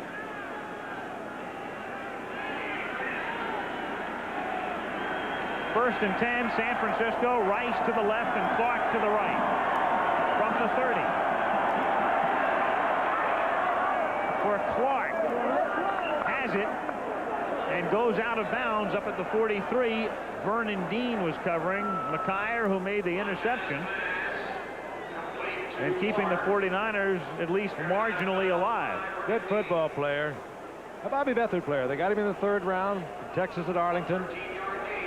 Washington made up of 14 free agents. 5 members from USFL teams are performing. Not to mention the trades that he's made over the years. Clark left, Rice right. First and 10 from the 43. Rice open again, juggles, makes the catch, first down at the 40. The big thing is now Montana is getting that protection, and they doubled up that time on Manley. And they'd be well advised to do that much more. And Mann got his helmet collided and locked with Keith Farnhorst. Thought they were going to go at it for a while, but their helmets were locked together. Meanwhile, Bernie Kosar, you now have some company, at least for the moment. 415 yards for Montana. No touchdowns. Would that be wild if it happened on consecutive Mondays? It's becoming the in vogue thing. First and 10 from the 40. And Montana goes out of bounds at the 36.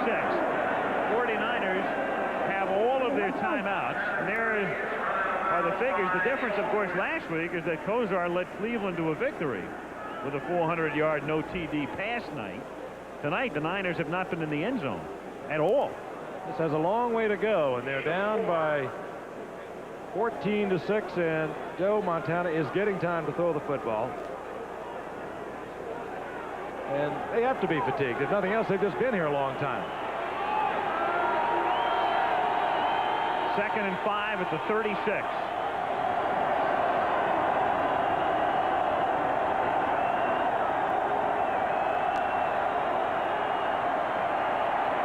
Montana throws, almost picked off, and that would have just about ended it. Malott can't hold it. third down. 6. Right in his hands. He'll be thinking about that all night. I have no idea who Montana the night's gone. was looking for. There was not a 49er receiver even in the area. Timeout. San Francisco. Timeout San Francisco. They have 3, and now they're down to 2, and they take the timeout at 2:38 with a 3rd and 6. And on and on and on we go with 2:38 to go in the 4th. Push your old antifreeze another. At the Washington 36-yard line. Skins lead 14-6.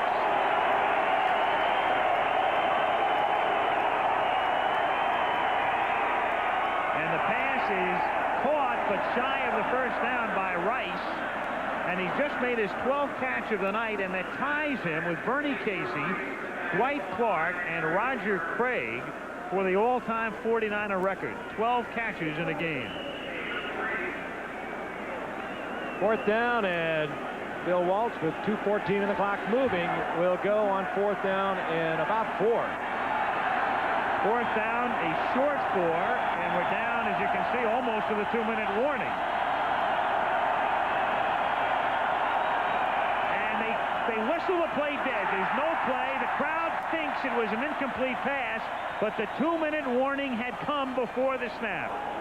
The 2-minute warning had come before the snap. No play, no play. 2-minute warning expired before the snap. No play. There's an echo in here. Sort of fits the game. It does. But it 2 will minutes go to over. go. We think.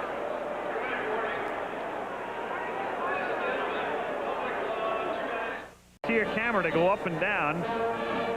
You've gone as far as we're going to go to the left. That's it. Al Michaels, Frank Gifford, as we go to the top of the 23rd inning in Washington. And the 49ers on a 4th down and 3. As Montana throws and has the first down. Hits Clark, goes down the sideline, and finally is dragged out of bounds at the 16-yard line. And somehow, some way, in one of the ugliest games you'll ever see, the 49ers are trying to pull this one out, and they're not that far away. They're down by 8 points, but they're beginning to knock on the door. It means so much. 49ers can stretch their lead over the Rams. With a win, they go 7-3-1, and the Rams are 7-4. And for the Redskins, they will drop behind the Giants, who will be in sole possession of first place in the NFC East. That is, saying the 49ers can pull this out. 1st and 10 from the 16-yard line. The pass goes to Frank, and the tight end is dragged out of bounds. The 49ers have 2 timeouts remaining, 15-yard line. Gain of 1. Montana's now thrown for 436 yards, and that's a new San Francisco record.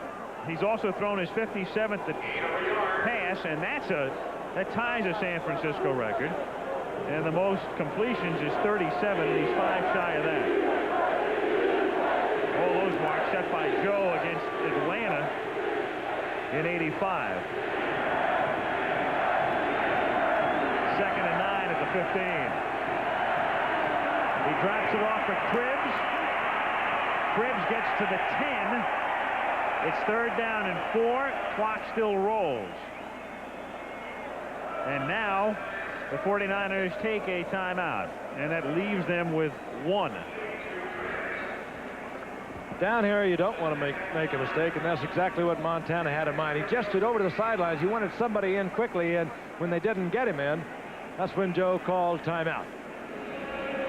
And it's going to be a 3rd down and about 6 situation. It'll be double down here because 3 points won't do it, so they're going to go figure they have the 2 downs. And that will be the thinking on the sidelines as Bill Walsh talks it over. It'll be 3rd down, about 4 to go, actually, from the 10-yard line is where the ball has been spotted as they discuss it. So what happens if Washington wins? If Washington wins, the Giants and Skins would be tied at 9-2, and Dallas would be 7-4. In the West, Rams are 7-4. They'd be on top. Niners would be 6-4-1. New Orleans 6-5. Dallas can't be thrilled with Washington winning, but there's an upside too for the Cowboys. because as the Cowboys look ahead to a possible wild card berth, the way things are beginning to shape up, with the 49ers losing, there'd be less and less likelihood of the wild card coming out of the West, and more it would come out of the East. Would you repeat that? Yes. A week from Wednesday. 3rd and 4 from the 10. And off the hand of Francis. Bad pass. He missed him. He was open. That, at the very least, would have been a first down. And down around the 5-yard line. Nobody knows it better than Joe. Top of your screen, number 81. They like crossing patterns. And it was Cribbs moving in front of Francis. He waited a moment, got the cross in front of him, and he was wide open. So it comes down to this for the 49ers on 4th and 4 at the 10. Clark left, Rice right. And Cribbs in motion. And the pass is tipped, and that should do it. Tipped by Monty Coleman. Monty Coleman, who has been hurt much of the year. Good pass defender. They like him in there when they are thinking sure pass, and he makes the big play for the Redskins. And one thing for certain about Montana, we know the back is not a problem, because he was pounded all night long until late in the game. He had little or no time to throw the football, and this one should go to the Redskins. That was the 100th pass of the night. 60 by Montana, 40 by Schrader. 100 passes. Monty Coleman gets the big hand up there. And the Redskins got it back. Now they go to work on the clock. Been around 8 years, Monty Coleman. They like to feature him on their pass defense, and you just saw why. A lot of quickness, good speed, and very bright. Niners can stop the clock just once. Rodgers, 2nd and 8. Stick around, folks. This is just the first half of our big doubleheader. Our mini-series. I want to thank our gang up here. George Hill, Kelly Hayes, Joy Zucker up in the booth. Mr. Univac downstairs. Steve Hurt was the man who discovered last week that Kozar had become the first in history to throw for 400, and here it is again tonight. Golda, our makeup artist. Absolutely. That's right. 2nd down and 7. And they can run the clock out. Tonight's game produced by the Wolfmen. Ken Wolf and directed by Chet Forty. Our technical director, Joe Chavo. Associate Director, Rob Biner. Technical Manager, Rick Okulski. Unit Manager, Ed McKenna. Telecommunications Manager, Frank Fieger. Chaz Weissman and Bruce Clark. The assistants to the producer. Steve Hurt downstairs and the gang up here, and we're down to 32 seconds. So the road gets tougher, and we are going to be watching the 49ers again December the 1st. They'll play the Giants at home, and then we'll pick them up on Friday night against the Los Angeles Rams. That's December the 19th out in San Francisco. A lot of congratulations, a lot of hugs on the sidelines. Dexter Manley with a superb game, being hugged there by head coach Joe Gibbs. Dexter Manley kept coming all night long, occupied Bruce Colley totally over in the right side, drawing his share of the penalties and also his share of the contacts with Joe Montana. Once again, touch on the Giants' schedule, because it's ever important to the Redskins. They have Denver at home this Sunday, then they're at San Francisco, as I mentioned, at Washington, then they're home for St. Louis and home for Green Bay. The final 2 games at Giant Stadium. And that's going to do it as Schrader goes down to one knee, and another play does not have to be run.